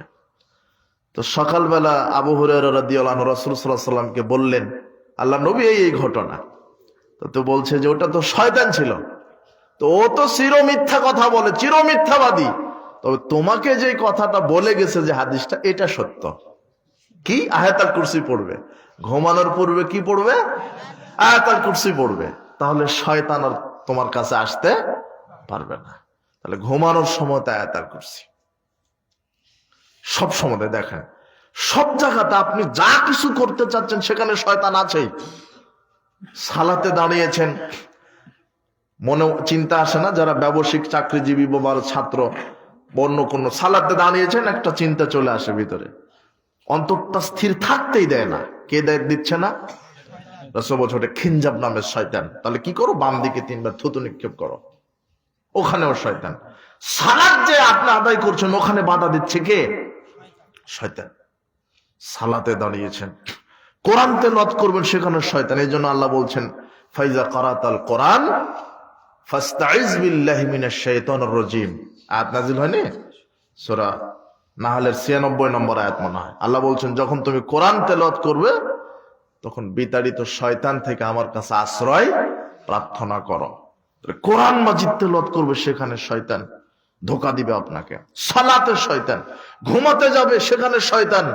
এই জন্য আল্লাহর নবী বলছেন আয়াতুল কুরসি পাঠ করো। জাবের রাদিয়াল্লাহু আনহু বলছেন রাসূল সাল্লাল্লাহু আলাইহি ওয়াসাল্লাম বলেছেন ইজা দাখালা রাজুলু বাইতাহু, যখন মানুষ বাড়িতে প্রবেশ করে, ফাযাকারাল্লাহ ইনদা দুখুলিহি ওয়া ইনদা তাআমিহি, বাড়িতে প্রবেশ করার সময় আল্লাহর নাম নেই, খাবার সময় আল্লাহর নাম নেই। বাড়িতে প্রবেশ করার সময় আল্লাহর নাম মানে সালাম দিবেন, কি আসসালামু আলাইকুম ওয়া রাহমাতুল্লাহ। কে দেন? কেউ দেন? হ্যাঁ, বাড়িতে প্রবেশের সময়, বাড়িতে কেউ থাক আর না থাক, তারপরে বলবেন আসসালামু আলাইকুম ওয়া রাহমাতুল্লাহি ওয়া বারাকাতুহু। বাড়িতে প্রবেশের সময় সালাম। আর খাওয়ার সময় বিসমিল্লাহ। খাওয়ার সময় কি? বিসমিল্লাহ। আল্লাহর নবী বলছেন যে ব্যক্তি বাড়িতে প্রবেশের সময় আল্লাহর নাম নিল মানে সালাম দিল আর খাওয়ার সময় বিসমিল্লাহ বলল, কালা শয়তান, তখন শয়তান বলে লা মাবিতা ওয়ালা আসা, এই বাড়িতে থাকারও জায়গা হলো না, খাওয়ারও জায়গা হলো না। ওই যে দাখালা ফালাম ইউসকারিল্লাহ ইনদা দুখুলিহি, আর কোন ব্যক্তি যদি প্রবেশ করে সালাম না দেয় তখন শয়তান বলে আদরাকতুমুল মাবিতা, যাক ঘুমানোর জায়গাটা হলো। মানে সালাম দিয়ে যদি বাড়িতে না ঢুকেন, ওই বাড়িতে এখন কে থাকবে রাতে? বোঝেননি মনে হয় কথা। আর যদি খাওয়ার সময় যদি বিসমিল্লাহ না বলেন তখন শয়তান খুশিতে সৈন্যদেরকে বলে যাক থাকারও জায়গা হলো, খাওয়ারও জায়গা হলো। আপনি খাচ্ছেন, বিসমিল্লাহ বলতে স্মরণ থাকে না কেন? নিয়ত ঠিক রাখেন, আল্লাহর কাছে বলেন আল্লাহ প্রত্যেকটা হালাল পবিত্র খাদ্য খাওয়ার সময় যেন তোমার নাম নিতে পারি। এই বিসমিল্লাহর পাওয়ার জানেন? এই বিসমিল্লাহ, এই জন্য বলি যে হেদায়েত এটা যে কত মূল্যবান সম্পদ। আপনি 1 ঘন্টা 1.5 ঘন্টা সারা রাত বক্তব্য শুনে কি করবেন? হেদায়েত চেয়ে নিতে হয় কার কাছে? কোরআন মাজিদের শ্রেষ্ঠ সর্বশ্রেষ্ঠ আয়াত ইহদিনাস সিরাতাল মুস্তাকিম, হে আল্লাহ আমাকে তুমি সঠিক সহজ সরল পথ হেদায়েত দান করো। বলেন আমিন। হেদায়েত ভিক্ষা করে চেয়ে নিতে হয়। রাসূল সাল্লাল্লাহু আলাইহি সাল্লাম তায়েফ সফর করলেন যায়েদ বিন হারেসাকে সাথে নিয়ে। তায়েফ সফর করলেন, তায়েফের নেতাদেরকে দাওয়াত দিলেন, এক আল্লাহর গোলামি করো, দাসত্ব করো, ছবি মূর্তিকে কবর দাও, এক আল্লাহর আইন চলবে, তার কাছে প্রার্থনা, তার নামে নজর নেওয়াজ, কুরবানি, তার জন্যই সালাত। কিন্তু তায়েফবাসী দাওয়াত কবুল করেছিল না, পাথর মেরে পা ফাটিয়ে রক্তাক্ত করেছে। আল্লাহর নবী বলছেন তারা যখন লিডারেরা যখন পাথর মেরে মাথা ফাটিয়ে পা ফাটিয়ে দিল, রক্ত ফিনকি দিয়ে বের হয়ে গেল, আমি বেহুশ, আমি হাঁটছি কিন্তু আমার সেন্স নাই। কারনুল মানাজিল নামক জায়গায় গিয়ে আমি দেখি জিবরিল আমার মাথার উপরে মেঘমালা দিয়ে ছায়া প্রদান করে আছেন, আর আরেকটা মেঘের আড়ালে দেখতে পাচ্ছি মালাকুল জিবাল। মালাকুল জিবাল এসে সালাম দিয়ে বলছেন, ইয়া রাসূলুল্লাহ, তায়েববাসী আপনার পা ফাটিয়ে দিয়েছে। আল্লাহ বলেছেন আপনি যদি আমাকে হুকুম দেন তাহলে মক্কার এই আকসাবাইন, এই দুই পাহাড়টা আমি দুই হাতে নিয়ে তায়েববাসীকে পিষে মেরে দিব। আপনি হলে বলতেন মাইরে দে, লাগা, বলতেন না? ক্ষমতায় না যেতেই যে আপনি খাওয়া শুরু করেছেন। বলছে যে ওরা 16-17 বছর খেয়েছে, আমরা খাবো না কেন? চাঁদাবাজি, দুর্নীতি, লুটতরা, ছিনতাই শুরু করেছেন। আশ্চর্য কথা, চাঁদাবাজি শুরু করে দিয়েছেন। ওরা 16 বছর খেয়েছে, আমরাও খাবো। আপনি যে এত কাপুরুষ হলেন, এই যুবক, চাঁদাবাজি করে, স্বেচ্ছাচারী, স্বৈরাচারী হয়ে, মানুষের উপরে দাঙ্গামা জুলুমবাজি করে দুনিয়াতে টিকার চেষ্টা করো না। ভিক্ষা করে খাও, আল্লাহ রহম পাবে। বাপ বেটা মিলে ভিক্ষা করো, তাও চাঁদাবাজি করো না।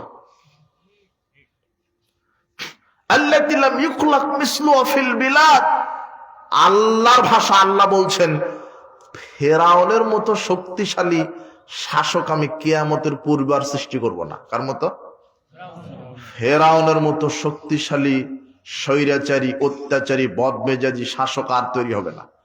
সেই ফেরাউনকে আমি আল্লাহ পটকা মাছের মতো পেট ফুলে মেরে দিয়েছি। মেরে দেননি?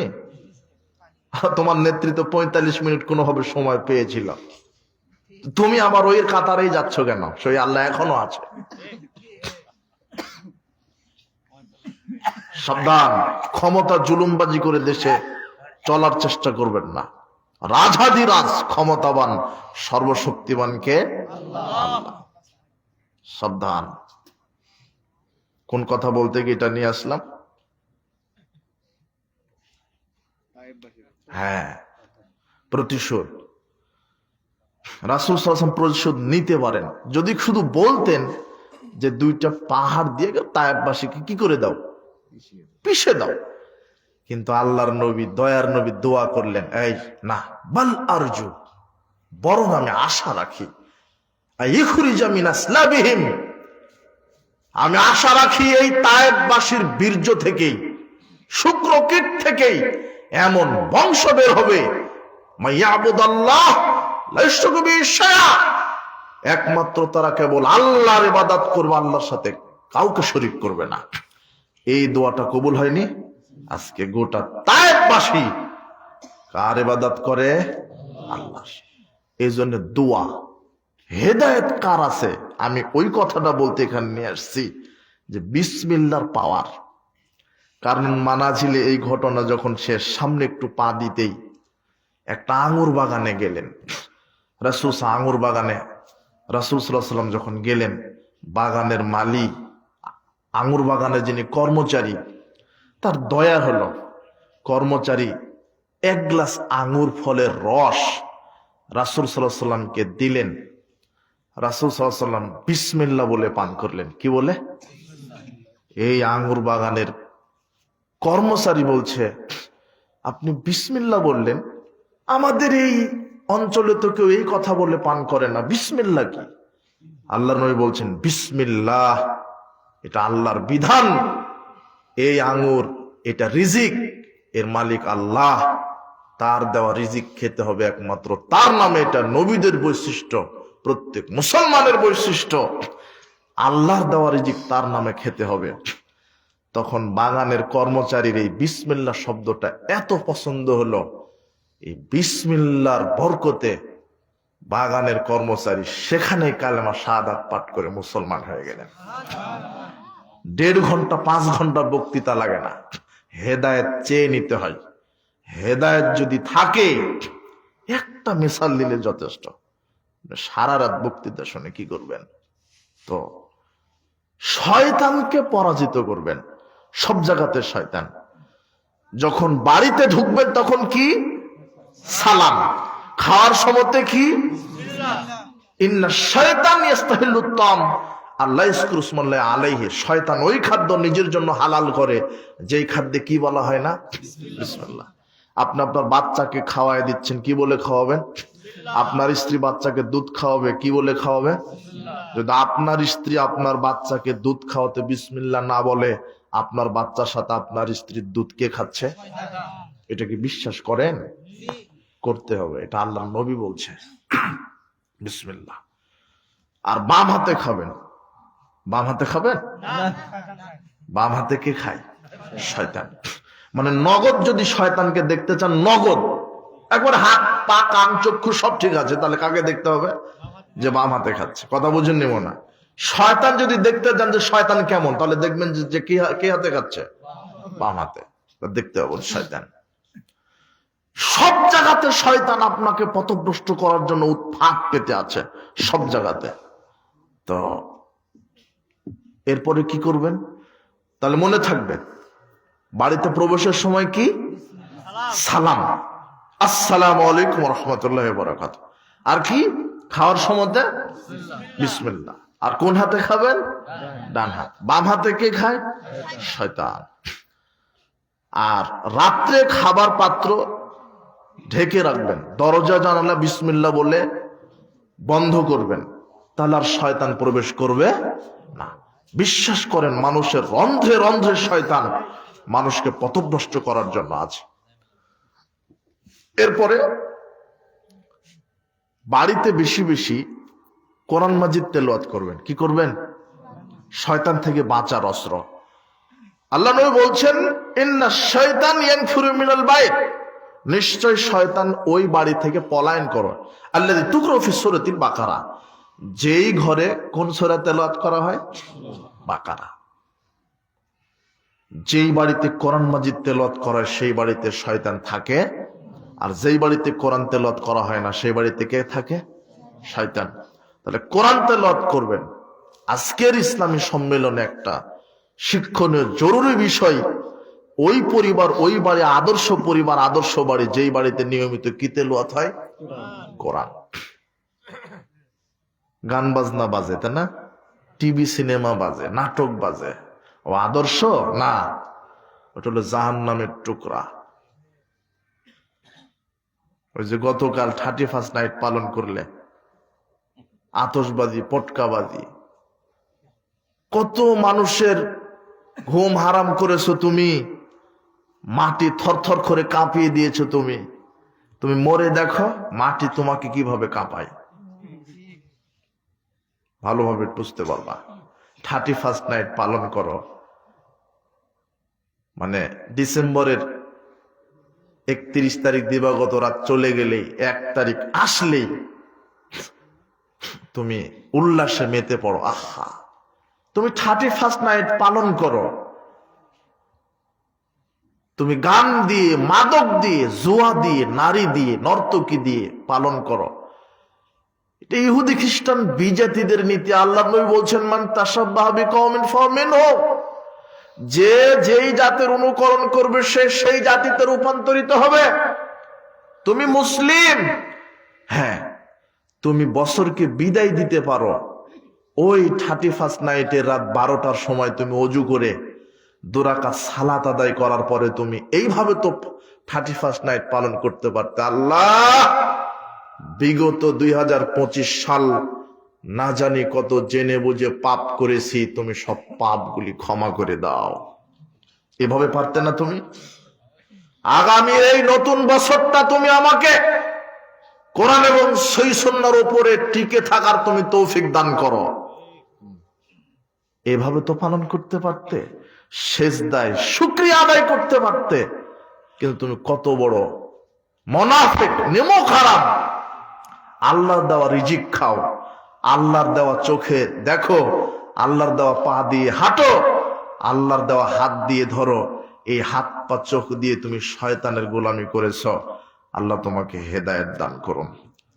তো বলছিলাম যে শয়তান আপনাকে পথভ্রষ্ট করার জন্য রন্ধ্রে রন্ধ্রে শয়তান।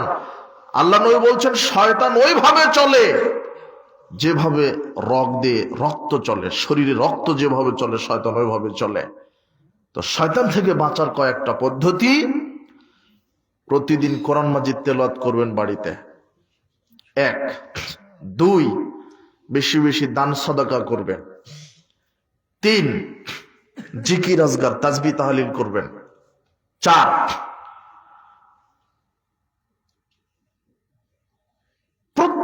দিন সকালে অথবা সন্ধ্যায় আল্লাহ নবী বলছেন, মান ক্বালা লা ইলাহা ইল্লাল্লাহু ওয়াহদাহু লা শারীকা লাহু লাহুল মুলকু ওয়া লাহুল হামদু ওয়া হুয়া আলা কুল্লি শাইইন কাদির ফি ইয়াউমিন মিয়া মাররা।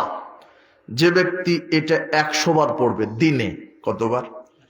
লা ইলাহা ইল্লাল্লাহু ওয়াহদাহু লা শারীকা লাহু লাহুল মুলকু ওয়া লাহুল হামদু ওয়া হুয়া আলা কুল্লি শাইইন কাদির। দিনের মধ্যে 100 বার পড়েন। ফজরের পরে 100 বার পড়ে দেন, মাগরিবের পরে 100 বার পড়ে দেন। আল্লাহ নবী বলছেন, কানাত লাহু আদলা আশর রিকাব। এটা যদি কেউ 100 বার পড়ে 10 জন গোলাম আজাদ করার নেকি আল্লাহ দিবেন। কুতিবাত লাহু মিয়া হাসানাতিন, 100টা নেকি আল্লাহ লিখে দিবেন। মুহিয়াতান মিয়া সাইয়াতিন, 100টা পাপ ক্ষমা হবে। আর ওই দিন সারাদিন আল্লাহ তাকে শয়তান থেকে হেফাজতে রাখবেন। এই আকীদা বিশ্বাস রেখে আমলটা করেন তো দেখি। এরপর আল্লাহ নবী বলছেন, যে ব্যক্তি মসজিদে প্রবেশের সময়তে বলবে আউযু বিল্লাহিল আযীম ওয়া বিওয়াজহিল কারীম ওয়া সুলতানিহিল কাদীম মিনাশ শাইতানির রাজীম, আমি মহাপরাক্রমশালী আল্লাহর সম্মানিত চেহারার মাধ্যমে শয়তান থেকে আশ্রয় প্রার্থনা করছি। আউযু বিল্লাহিল আযীম ওয়া বিওয়াজহিল কারীম ওয়া সুলতানিহিল কাদীম মিনাশ শাইতানির রাজীম। এটা মসজিদে প্রবেশের দোয়া। আপনি জানেন আরেকটা, তাই না? আল্লাহুম্মা আফতাহলি আবওয়াব রাহমাতিক, ওটা ঠিক আছে, বুখারী মুসলিম। এটা আবু দাউদ 466 নম্বর হাদিস। আল্লাহ নবী বলছেন এই দোয়া বলো। এই দোয়া বলে যদি কেউ মসজিদে প্রবেশ করে, কলা শয়তান, ইবলিস তখন আফসোস করে বলে, আহা হুফিজা মিন্নি সাইরাল ইয়াউম, এই ব্যক্তিটা আমার কুমন্ত্রণা থেকে 24 ঘন্টার জন্য নিজেকে হেফাজত করে নিল। এটা আকীদা বিশ্বাস নিয়ে এই দোয়াটা বলবেন। এই দোয়াটা প্রত্যেকে মুখস্থ করবেন। আমার সাথে একবার বলেন, আউযু বিল্লাহিল আযীম ওয়া বিওয়াজহিল কারীম ওয়া সুলতানিহিল কাদীম মিনাশ শাইতানির রাজীম। এই দোয়া বলবেন। আরেকটা, শয়তান থেকে বাঁচার। একজন যুবক আল্লাহর নবীর কাছে এসে বলছেন, আল্লাহর নবী আমাকে জেনা করার অনুমতি দেন। পাশে সাহাবীরা ছিলেন, খুব রোগে চেটে গেলেন, কার কাছে গিয়ে বলো, মুখ সামনে কথা বলো। আল্লাহ নবী বলছেন, তোমরা থামো। আল্লাহ নবী বলছেন যুবককে, যুবক, আচ্ছা তুমি যে নারীর সাথে জেনা করতে চাচ্ছ, আচ্ছা তুমি কি তোমার মায়ের সাথে জেনা লিপ্ত হতে পারবে না? যুবক বলছে, ছি ছি ছি, আল্লাহ নবী কি বলছেন, মায়ের সাথে জেনা করব কেন? তখন আল্লাহর নবী বলছেন, তুমি যেই নারীর সাথে জেনা করবে সে তো কারো না কারো কি মা। আল্লাহ নবী বলছেন, খালার সাথে জেনা করো। ছি ছি ছি ছি, খালার সাথে জেনা করব কেন? আল্লাহর নবী বলছেন, তুমি যেই নারীর সাথে জেনা করতে চাচ্ছ সে কারো না কারো কি খালা। তুমি তোমার বাড়ির বোনের সাথে, তোমার বোনের সাথে জেনা করো। ছি ছি ছি, আল্লাহ নবী কি বলছেন, বোনের সাথে জেনা করব কেন? তো তুমি যে নারীর সাথে জেনা করতে চাচ্ছ সে কারো না কারো কি বোন। আল্লাহ নবী যুবকের শরীরে হাত দিয়ে বলছেন, আল্লাহুম্মা গফির যামবাহু ওয়া তাহহির কলবাহু ওয়া হাসসিন ফারজাহু। এই দোয়াগুলি শিখবেন। আল্লাহুম্মা গফির যামবাহু, আল্লাহ এই যুবকের পাপকে ক্ষমা করে দাও। ওয়া হাসসিন ফারজাহু, লজ্জাস্থানকে হেফাজত করে দাও। ওয়া তাহহির কলবাহু, এর অন্তরকে তুমি পরিষ্কার পরিচ্ছন্ন করে দাও। এই দোয়াটা যদি আপনার সন্তানের গায়ে হাত দিয়ে পড়েন, আপনার সন্তানকে ইবলিশ থেকে আল্লাহ হেফাজত করবেন। পড়ে দেখেন। আর স্ত্রীর কাছে গেছেন, রাত্রে মিলন করতে গেছেন, আল্লাহ নবী বলছেন, ইযা আতা আহাদাকুম ইলা আহলিহি, যখন কোন স্বামী তার স্ত্রীর কাছে যাবে তখন সে যেন বলে, বিসমিল্লাহি আল্লাহুম্মা জান্নিবনাশ শাইতান ওয়া জান্নিবিশ শাইতানা মা রাযাকতানা। এই দোয়া নয় কি? এটাই তো মনে হলো। এই দোয়া পড়ার পরে, এই দোয়ার মাধ্যমে, মিলনের মাধ্যমে যদি সন্তান আসে, এই সন্তানকে আল্লাহ ইবলিশের কুমন্ত্রণা থেকে হেফাজত করবেন। আপনারটা গাঁজাখড়ি আবাখর হয়েছে কেন? ওটা ভুল হয়েছে, কথা বুঝেননি মনে হয়।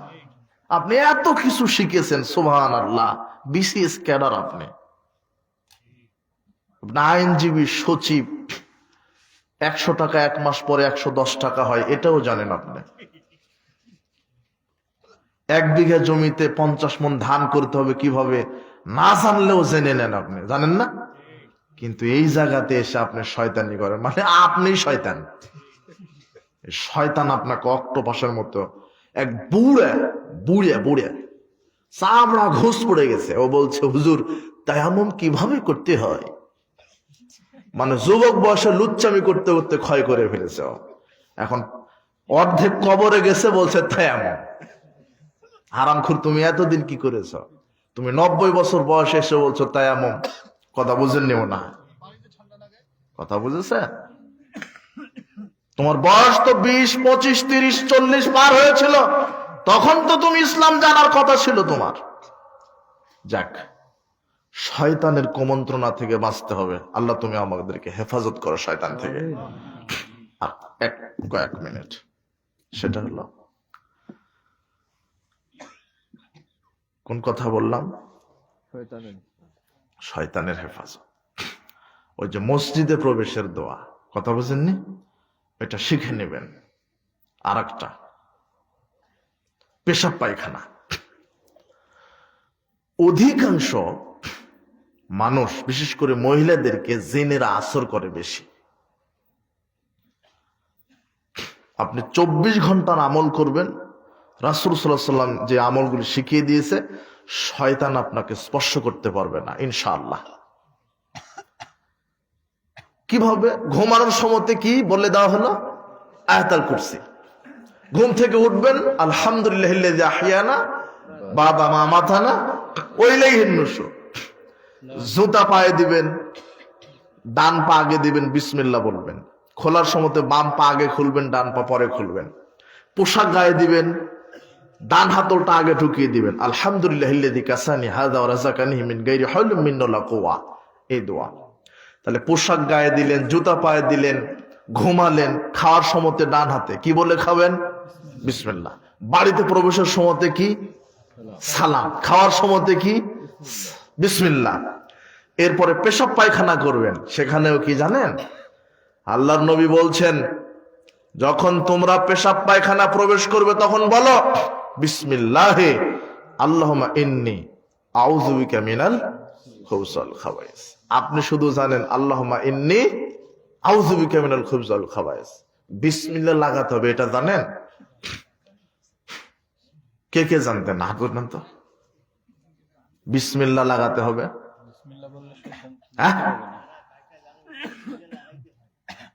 শুধু আপনি শিখেছেন আল্লাহুম্মা ইন্নী আউযু বিকা মিনাল খুবুসিল খাবায়েস, কিন্তু বিসমিল্লাহ শব্দটা লাগাবেন, বিসমিল্লাহে আল্লাহুম্মা ইন্নী আউযু বিকা মিনাল খাবায়েস। আল্লাহর নামে শুরু করছি, আল্লাহ তোমার কাছে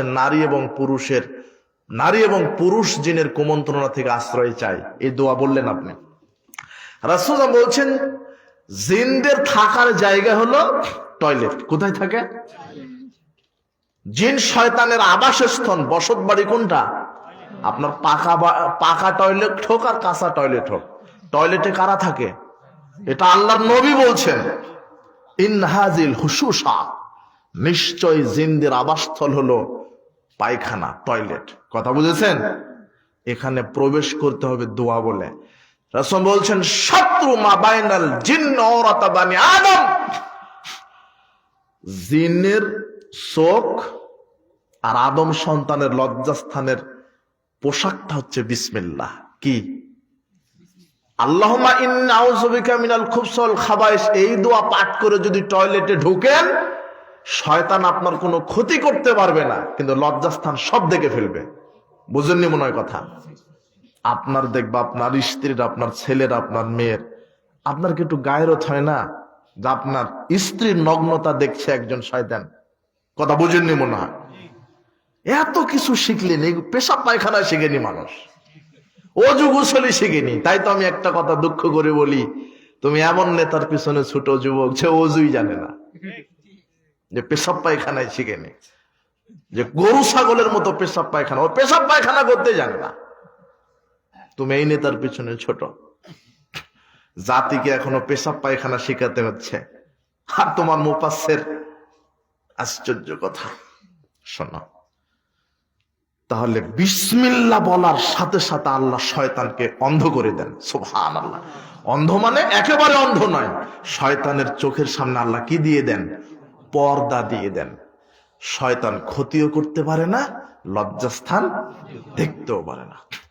তাহলে খাওয়া, বাড়িতে প্রবেশ করা, ঘুমানো, পেশাব পায়খানা করা, তাসবিহ তাহলিল করা, সালাত আদায় করা, এক কথায় 24 ঘন্টা যা কিছু করছেন, আপনি যদি কোরআন সুন্নাহ দ্বারা নিজেকে পরিচালনা করতে পারেন, শয়তান পরাজিত হবে আর আল্লাহর নেককার ফেরেশতারা আপনার উপরে বিজয় হয়ে যাবে। সুবহানাল্লাহ। মনে থাকবে, এই 24 ঘন্টার আমলগুলি করবেন। আর শয়তান সবচেয়ে ভয় পায় ওই ব্যক্তিকে যার ভিতরে তাওহীদ আছে। কি আছে? শিরক যে করে না। সাবধান, সাবধান। আল্লাহ সুবহানাহু ওয়া তাআলা আমাদেরকে শয়তানের কুমন্ত্রণা থেকে বাঁচার তৌফিক দান করুন। শয়তান খোঁচা দেয় পাপ কাজ করতে। এই 24 ঘন্টার এই আমলগুলি, নিয়মিত কোরআন তেলাওয়াত, আর আরেকটা শেষ, যেটা অনেক কথা ছিল, সর্বশেষ যুবক তোমাকে যেটা কথা, আল্লাহ নবী বলছেন, ইন্না শয়তান মাল ওয়াহিদ, শয়তান একজনের সাথে থাকে। কয়জনের সাথে থাকে? জামাতবদ্ধ ভাবে থাকবে। লা তুসাইবিল্লাহ মুমিনান, মুমিন ছাড়া কাউকে বন্ধু বানাবে না। কাকে ছাড়া? মুমিন ছাড়া কাউকে বন্ধু বানাবে না। জামাতবদ্ধ ভাবে থাকবে, একাকী থাকবে। শয়তান শুধু তোমাকে কুমন্ত্রণা দিবে, এই গান শোনো, জেনা করো, ওই করো, সেই করো। আর সৎ বন্ধুদের সাথে থাকবে। সৎ বন্ধুদের সাথে থাকলে সেখানে শয়তান থাকে না। জামাতবদ্ধ ভাবে থাকবে, মুমিনদের সাথে থাকবে, ঐক্যবদ্ধ ভাবে থাকবে। আর 5 ওয়াক্ত সালাত জামাত আদায় করবে। কিসে? তাহলে শয়তান পরাজিত হবে। 5 ওয়াক্ত সালাত জামাতে।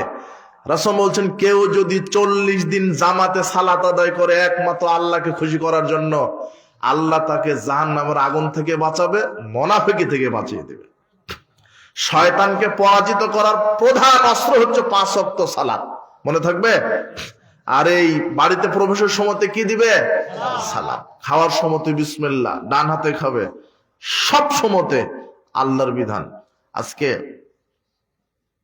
আল্লাহর নিকটে দোয়া করি, আজকের ইসলামী সম্মেলনে যেই মানুষগুলি এসেছে, আল্লাহ তুমি, সুবহানাল্লাহ, এই প্রশ্নগুলি আছে, আগে বলতেন না। আল্লাহ তুমি এদেরকে কোরআন এবং সহিহ সুন্নাহর সঠিক বুঝ দান করো, সুস্থ দীর্ঘ নেক হায়াত দান করো। আল্লাহ তুমি আমাদেরকে মৃত্যু পর্যন্ত কোরআন এবং সহিহ সুন্নাহ মেনে চলার তৌফিক দান করো। আজকের ইসলামের সম্মেলনে যত নারী পুরুষ এসেছে, তুমি তাদের পাপগুলিকে ক্ষমা করে দাও। সংক্ষেপে কয়েকটা জিজ্ঞাসা। হিজামা কি এবং এটা কি সুন্নাতি চিকিৎসা? ব্যথা দূর হয় কি? হ্যাঁ, হিজামা এটা সুন্নাতি চিকিৎসা। হিজামা করলে অনেক রোগের চিকিৎসা হয়। হিজামা বলতে সিঙ্গা লাগানো বলা হয়, যেটা এখনো বিভিন্ন গ্রাম্য চিকিৎসকরা করে। মাথাতে বা বডিতে, হাড়ে লাগিয়ে রক্ত একটু বাহির করে দিবে। আগেকার মরা পোজ মিশ্রিত রক্ত বাহির করে দিবে, ব্যথা দূর হবে। এই চিকিৎসাকে হিজামা বলা। এটা খুব উপকারী চিকিৎসা। হিজামা খুব উপকারী চিকিৎসা। রাসূল সাল্লাল্লাহু আলাইহি ওয়াসাল্লাম বলেছেন, তোমরা হিজামা করো। বেদাতি মাদ্রাসার কমিটিতে থাকা যাবে কি এবং সেখানে নিজের বাচ্চাকে পড়ানো যাবে কি? বেদাতি মাদ্রাসার কমিটিতে অথপরতভাবে জড়িত থাকা যাবে না, তাদেরকে সহযোগিতা করা যাবে না, সেখানে বাচ্চাকে ভর্তি করা তো প্রশ্নই আসে না। এমনিতেই যারা কমিটিতে আছে তাদের সাথে চলাফেরা করেন, ইসলামের দাওয়াত দেন, সঠিকটা বোঝান, কিন্তু তাদের সাথে একাকিত্ব পোষণ করবেন না। তাদের মাদ্রাসা মসজিদে সহযোগিতা করবেন না। বেদাতি মসজিদ মাদ্রাসায় দান করা, সহযোগিতা করা, বুদ্ধি পরামর্শ দেওয়া হারাম। আর বেদাতি মাদ্রাসায় পড়াবেন কেন? কি সালাফি মাদ্রাসার অভাব পড়েছে? কত মাদ্রাসা, এখন তো অনেক মাদ্রাসা হয়েছে। আল্লাহ সঠিক বুঝদান করুন। ওই বেদাতিরা কি সালাফি মাদ্রাসায় তার সন্তানকে দেয়? আপনি দেন মানে? শরম লজ্জা হওয়া দরকার। জানাজার নামাজে জুতা খুলতে হবে কি না দয়া করে বিস্তারিত বলবেন। না, জুতাতে যদি মনে করেন নাপাকে আছে একটু ডলা দিয়ে নেবেন। কথা বুঝেছেন? যদি একেবারে খুবই নাপাকি তাহলে খুলে রাখেন, সমস্যা নাই। কিন্তু নাপাকি না থাকলে জুতা পরে জানাজা কেন 5 ওয়াক্ত ফরজ সালাত জুতা পরে আদায় করবেন। সাহাবারা করতেন। এখন আপনার স্টাইল হয়ে গেছে, বাইরে জুতা রাখার পরিবেশ আছে, তাই সাহাবীরা সেই সময় বেলে পাথর কুচকুচে মেঝেতে জুতা পরেই 5 ওয়াক্ত সালাত আদায় করতেন।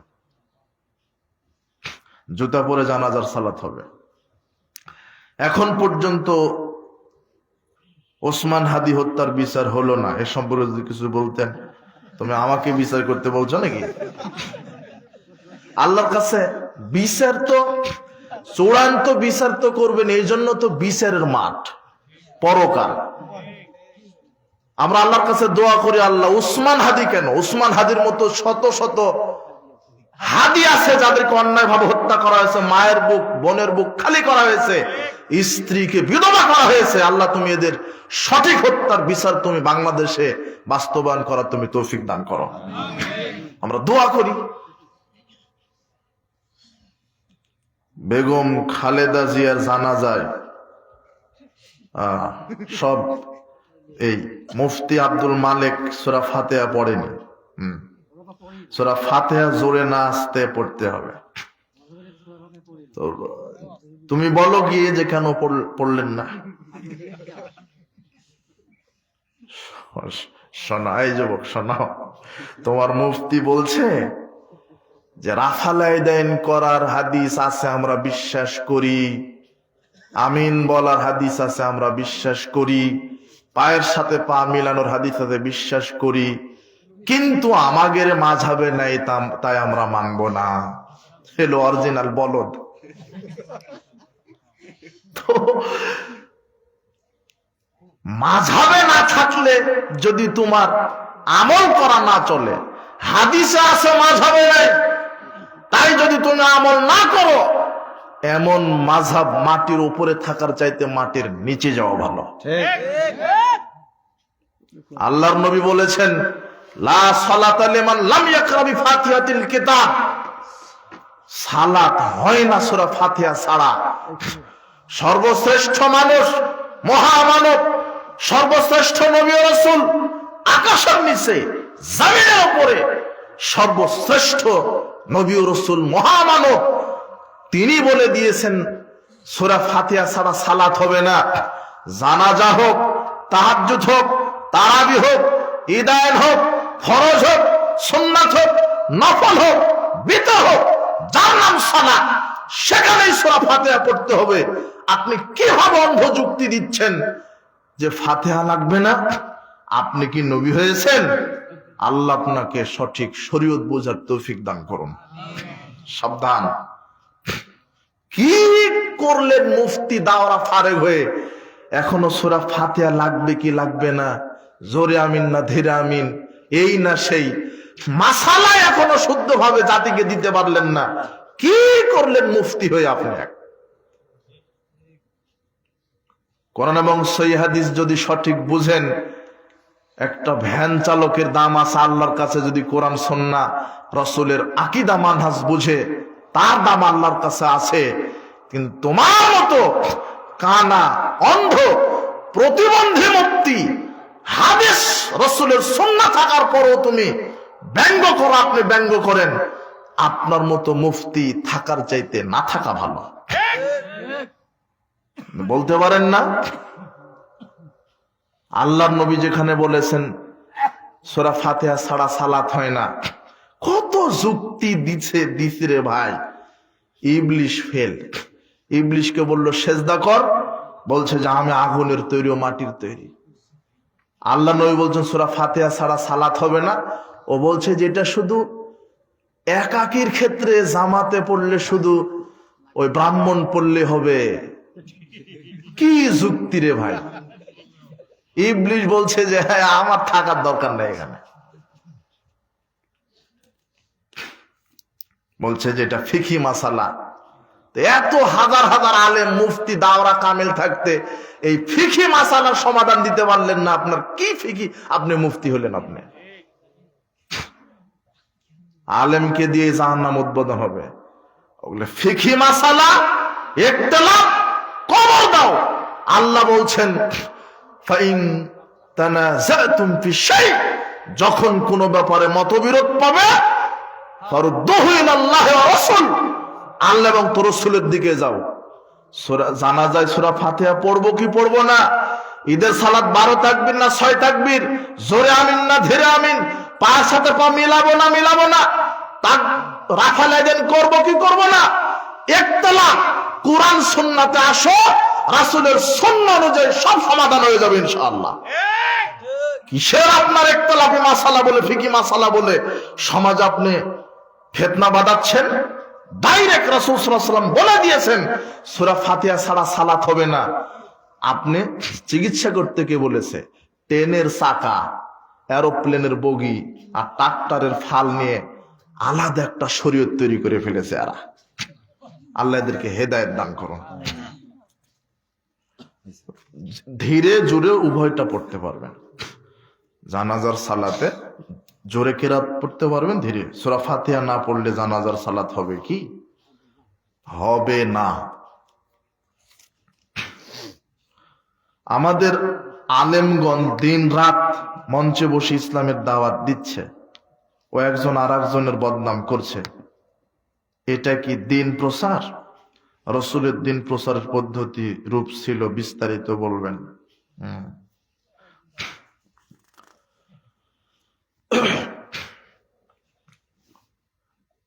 গীবত করা কি হারাম? আরে গীবত করা ওয়াজিব। কি? আচ্ছা, তোমার ভাইয়ের বিবাহ, তোমার বাড়ি রংপুর আর মেয়ের বাড়ি হলো বগুড়া। এখন তোমার ভাইকে তুমি বিবাহ দিবে, তুমি জিজ্ঞাসা করো না যে মেয়ের চরিত্র কেমন? জিজ্ঞাসা করো? হ্যাঁ, যাকে জিজ্ঞাসা করো সে যদি চিন্তা করে সর্বনাশ, গীবত করা তো জাহান্নামে যাওয়ার কারণ। কাজেই মেয়ে লুচ্চা, মেয়ে নামাজ পড়ে না, মেয়ে মদ খায়, গাঁজা খায়, দেহ ব্যবসা করে, এগুলি বলা যাবে না। তাই ওই ক্ষেত্রে গীবত করা কি ওয়াজিব। তোমাকে জানায় দিতে হবে যে না, আপনার ভাইয়ের এই মেয়ের সাথে বিবাহ দেওয়া যাবে না। এই মেয়েটা বেপরদায় চলে, নামাজ পড়ে না, লুচ্চামি করে। তো তুমি যে বললে এক আলেম আর এক আলেমের ব্যাপারে, হ্যাঁ, কটাক্ষ করা, তুচ্ছ করা, অপমান করা, মানুষ হিসেবে অন্য কোন মানুষকে এটা করা যাবে না। কিন্তু তুমি ওয়াজের মঞ্চে বেদাত শিরককে প্রমোট করে বেড়াবে, আহলে হাদিসের একজন আলেমের গায়ে এক ফোঁটা রক্ত থাকতে শিরক বেদাত প্রসার যেই করবে তার বিরুদ্ধে মুখে কলম মিডিয়াতে লড়বে ইনশাআল্লাহ। বলবেই, বলে দিয়েছি। ওই যে বলেনি লেডিস মুসল্লি, ওকে বলে দিয়েছি। ওদেরকে তো মানুষও মনে করি না। তুমি সুন্নাহকে নিয়ে ব্যঙ্গ করবা কি? আল্লাহ আবুল আহাবের কথা বলেনি? নাম নেয়নি আল্লাহ? নাম নিয়েই বলবো, যাতে করে আপনি সতর্ক হন। কথা বুঝেছেন তো? সঠিকটা বলতে হবে। দিনকে রক্ষার্থে গীবত করা ওয়াজিব। আল্লাহর দিনকে রক্ষার্থে একজন আলেম মিথ্যা তাফসীর করে যাবে, আমি বলবো না? শিরক বেদাতের পক্ষে কথা বলে যাবে, আমি শিরক বেদাতের বিরুদ্ধে কথা বলবো না? অবশ্যই বলবো। তোমার এই প্রশ্নটা করা কোন আঙ্গিকে করেছো আমি তো জানি না, তবে আল্লাহ তোমাকে সঠিক বুঝদান করুন। কি ঠেকা পড়েছে তোমার আলেমের পিছনে আমার লাগার? কি ঠেকা পড়েছে? কিন্তু সাবধান, জাল জয় কিচ্ছা কাহিনী আর শিরক বিদআত যেন সমাজে প্রমোট করার চেষ্টা না করে। স্কুলের পড়ার সাথে সালাফি মাদ্রাসার পড়ার পার্থক্য কতটুকু? রাত আর দিন, এগুলো অনেক লম্বা প্রশ্ন, আর প্রশ্ন দিয়েন না। স্কুল, কিন্ডারগার্টেন, নার্সারি, প্রাইমারি, বিশ্ববিদ্যালয় এগুলি কথা নয়। আমরা বাংলাদেশ সরকারের কাছে দাবি জানাবো, প্লে থেকে মাস্টার্স কামিল সব পর্যন্ত যেন তাওহীদ, পরকাল, আখিরাত, রিসালাত ভিত্তিক শিক্ষা ব্যবস্থা যেন চালু করা হয়। কথা বুঝেছেন? তামাক চাষ করা কি রূপ? তামাকজাত দ্রব্য, জর্দা, গুড়, সিগারেট নিজে না খেয়েও বিক্রি করা, তামাক চাষ করা হারাম, উৎপাদন করা হারাম, বিক্রি করা হারাম, আর লভ্যাংশ খাওয়া হারাম, সার্বিকভাবে সহযোগিতা করা হারাম। অন্যান্য কওমি মাদ্রাসার সালাফি মাদ্রাসার কিছু পার্থক্য আছে কি? কওমি মাদ্রাসা সালাফি মাদ্রাসার সিলেবাসগত পার্থক্য আছে এবং বিভিন্ন বিভিন্ন ক্যাটাগরিতে বিভক্ত হয়েছে। আকীদা মানহাজগত, সালাফি মাদ্রাসা সালাফদের মানহাজ, রাসূল সাল্লাল্লাহু আলাইহি ওয়াসাল্লাম, সাহাবী, তাবিগণের মানহাজ। আলেমগণ বক্তব্যে সব সময় বলেন, এই বক্তব্য বুখারীতে আছে অথবা মুসলিমে আছে। বুখারী বা মুসলিমে গ্রন্থে যে সকল হাদিস আছে, এই হাদিস গুলো যে রাসূলের হাদিস তা প্রমাণ করার উপায় কি একটু ব্যাখ্যা করবেন? এগুলো অনেক তাত্ত্বিক আলোচনা। প্রত্যেকটা হাদিসের সনদ আছে, কার থেকে কার, একেবারে স্বর্ণাক্ষরে রিজাল্ট সনদ আছে। সবচেয়ে হাদিস যে বিশুদ্ধ, পৃথিবীতে সবচেয়ে যে জিনিসটা শুদ্ধকরণে মানুষ প্রচেষ্টা চালিয়েছে, তার সবচেয়ে বেশি প্রচেষ্টা চালিয়েছে এই হাদিসের উপরে। কারণ আল্লাহ নিজে বলেছেন, এই কোরআন নাজিল করেছি আল্লাহ, আমি আল্লাহ, এর হেফাজত করবো কে? আল্লাহ। এই হাদিসের হেফাজতের দায়িত্ব কে নিয়েছেন? আল্লাহ নিয়েছেন। তোমার সন্দেহের মধ্যে থাকা লাগবে না, তোমার মুনাফিকিতে ধরেছে। তোমার প্রত্যেকটা হাদিসটার সনদ আছে, একেবারে কোথা থেকে কোথায়, কোথায় থেকে কোথায়, একেবারে বাহিদি বা ইতিহাস আছে, একেবারে সনদ আছে স্বর্ণাক্ষরে। আমি জানতে চাই, একজন ছেলে তার বাবার জানাজার 2 বার ইমামতি করতে পারবে? এক জায়গায় কিংবা জায়গা পরিবর্তন করে? জানাজা একাধিকবার হতে পারে, তবে একাধিক ইমাম হওয়া ভালো। তবে একজনও একাধিক ইমামতি করতে পারে, এতে সমস্যা নাই, করা জরুরি নয়। একাধিকবার একাধিক স্থানে যদি জানাজা করতে চাই, সেক্ষেত্রে যদি ইমামতি যিনি করবেন, ইমাম যদি না থাকে, সেক্ষেত্রে উনি বারবার করতে পারবেন। কথা বুঝেছেন? আর যদি ইমাম থাকে, তাহলে একাধিক জায়গায় এক একটা ইমাম হবে, এটাই ভালো। বুঝলেন কিনা? ভোট প্রদান সম্পর্কে আহলে হাদিস সংগঠনের বক্তব্য জানতে চাই। ও শোনো, এখন আরেকটা নতুন ফিতনা আসছে কিন্তু, যে গণতন্ত্র হারাম, ভোট দেওয়া জায়েজ। এটা হলো আরেকটা প্রতারণা। কথা বুঝেছেন? এই গণতন্ত্রের প্রধান টোপটাই হলো তো ভোট। তুমি এই ধোকায় পড়ো না।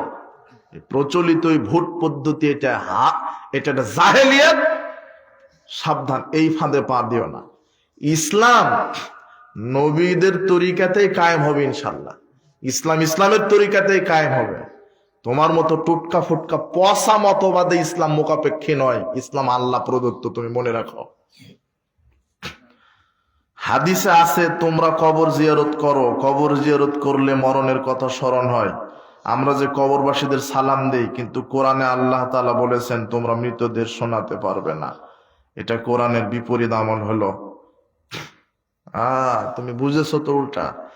তুমি সালাম দিচ্ছ মানে ওটা দোয়া করছো। সালাম মানে আসসালামু আলাইকুম তুমি দিলে না, ওটা তো তার জন্য দোয়া করলে তুমি।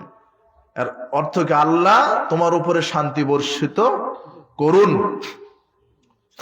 তুমি কবরবাসীকে সালাম দিলে মানে তুমি সালাম দিলে আর ওয়ালাইকুম সালাম নিল, এটা নয়। তোমার বোঝার তো ভুল হলো। আসসালামু আলাইকুম আহলাদ দিয়ারে মিনাল মুমিনিনা ওয়াল মুসলিমিন, দোয়া আছে না, এটা তুমি দোয়া করছো। দোয়া, সালাম মানে দোয়া। তুমি মনে করেছো যে সালাম দিলাম ও সালাম নিয়ে নিল, তোমার ওই যে তাবলিগ জামাতের লোকদের মতো হাত বের হয়ে গেছে, ওটা আরো অনেক লম্বা কাহিনী, তুমি বললাম না। আমরা যে 5 ওয়াক্ত সালাত শুধু মাত্র 6 রাকাত জোরে তেলাওয়াত করি, বাকি 11 মনে পড়ি, এটা হাদিস মতে। সবই তো হাদিস মতে, সব হাদিস মতে। রাসূল সাল্লাল্লাহু আলাইহি ওয়াসাল্লাম দিনের কি জোহর আসর গুলি নীরবে কেরাত করেছেন, মাগরিব এশা ফজর সরবে কেরাত করেছেন, সব হাদিস দ্বারা। তুমি কি বলো? মসজিদ নির্মাণের জন্য কালেকশন বলবেন। আচ্ছা, গ্রামের কিছু সমস্যা, আমাদের গ্রামে কিছু মানুষ গীবত করে অনেক বেশি, কেউ কাউকে সহ্য করতে পারে না। গ্রামে একটি ঈদগাহ মাঠ রয়েছে, সেখানে যাবতীয় কাজ করা হয়, কিন্তু সেখানে গ্রামের ছেলে মেয়েরা একটু খেলাধুলা করলে গ্রামের মানুষের সহ্য হয় না। এখানে আমাদের করণীয় কি? তাদের উদ্দেশ্যে কিছু বলেন। গীবত হারাম, মানুষের বদনাম করা, মানুষকে অপমানের জন্য গীবত করা। গীবত যে করলো সে তার ভাইয়ের কি খেলো? গোস্ত খেলো, মৃত ভাইয়ের গোস্ত খেলো। আর গীবত জাহান্নাম ঘোষণা হয়েছে একটা গীবতের পাপের কারণে। সাবধান, কারো গীবত করবেন না। আর কেউ কাউকে সহ্য করতে পারে না, পরস্ত্রীকা হিংসা ভোগে, তাই না? ঈমান আর হিংসা একসাথে থাকতে পারে না, সাবধান। মানুষের জন্য আপনি কারোর জন্য ধ্বংসের দোয়া করবেন না, কল্যাণের দোয়া করবেন। রাসূল বলছেন কোন মুসলিমের অবর্তমানে যদি দোয়া করে, সঙ্গে সঙ্গে একজন ফেরেশতা কি করেন? তার পাশে দাঁড়ান। এই ব্যক্তিটা যেই দোয়া বলে, ফেরেশতারা বলে আল্লাহ এই লোকটা ওই ব্যক্তির জন্য যেই দোয়া বলল, ওই দোয়াটা এর জন্যই কবুল করে না। আপনি যদি তার ধ্বংসের দোয়া করেন তো ওটা কার জন্য কবুল হবে? নিজের জন্যই কবুল হবে। সাবধান, মানুষের জন্য কি করবেন? আপনি কল্যাণের দোয়া করবেন, মনে থাকবে। আর ঈদের মাঠে, ঈদগার মাঠ মর্যাদাপূর্ণ মাঠ, এটা আপনার সাধারণ খলানের মতো ব্যবহার করবেন না। ওখানে দুনিয়াবি কোনো কাজ চলবে না। ধান মাড়ানো, খড় শুকানো, দুনিয়াবি কোনো কাজ। ঈদের মাঠের যারা কর্মী আছে, যারা সর্দার, যারা ইমাম, তাদেরকে কঠোর হতে হবে। ঈদগার মাঠ দুনিয়াবি কোনো কাজে ব্যবহার হবে না, দিনের কাজে ব্যবহার হবে। আর ছেলে মেয়েদের খেলার প্রশ্নই আসে না, ওদের আলাদা খেলার মাঠ থাকবে। এমনিতে ছোট বাচ্চারা যদি যায় সময় দিতে, সেটা ভিন্ন কথা, কিন্তু ছেলে মেয়েরা খেলাধুলার স্থান হিসেবে ব্যবহার করবে, জি না, ওর আলাদা বৈশিষ্ট্য আছে। মসজিদে দান, এটা মসজিদের উদ্যোগে, তাই না? সবাই দান করেন। কিভাবে দান উঠাই?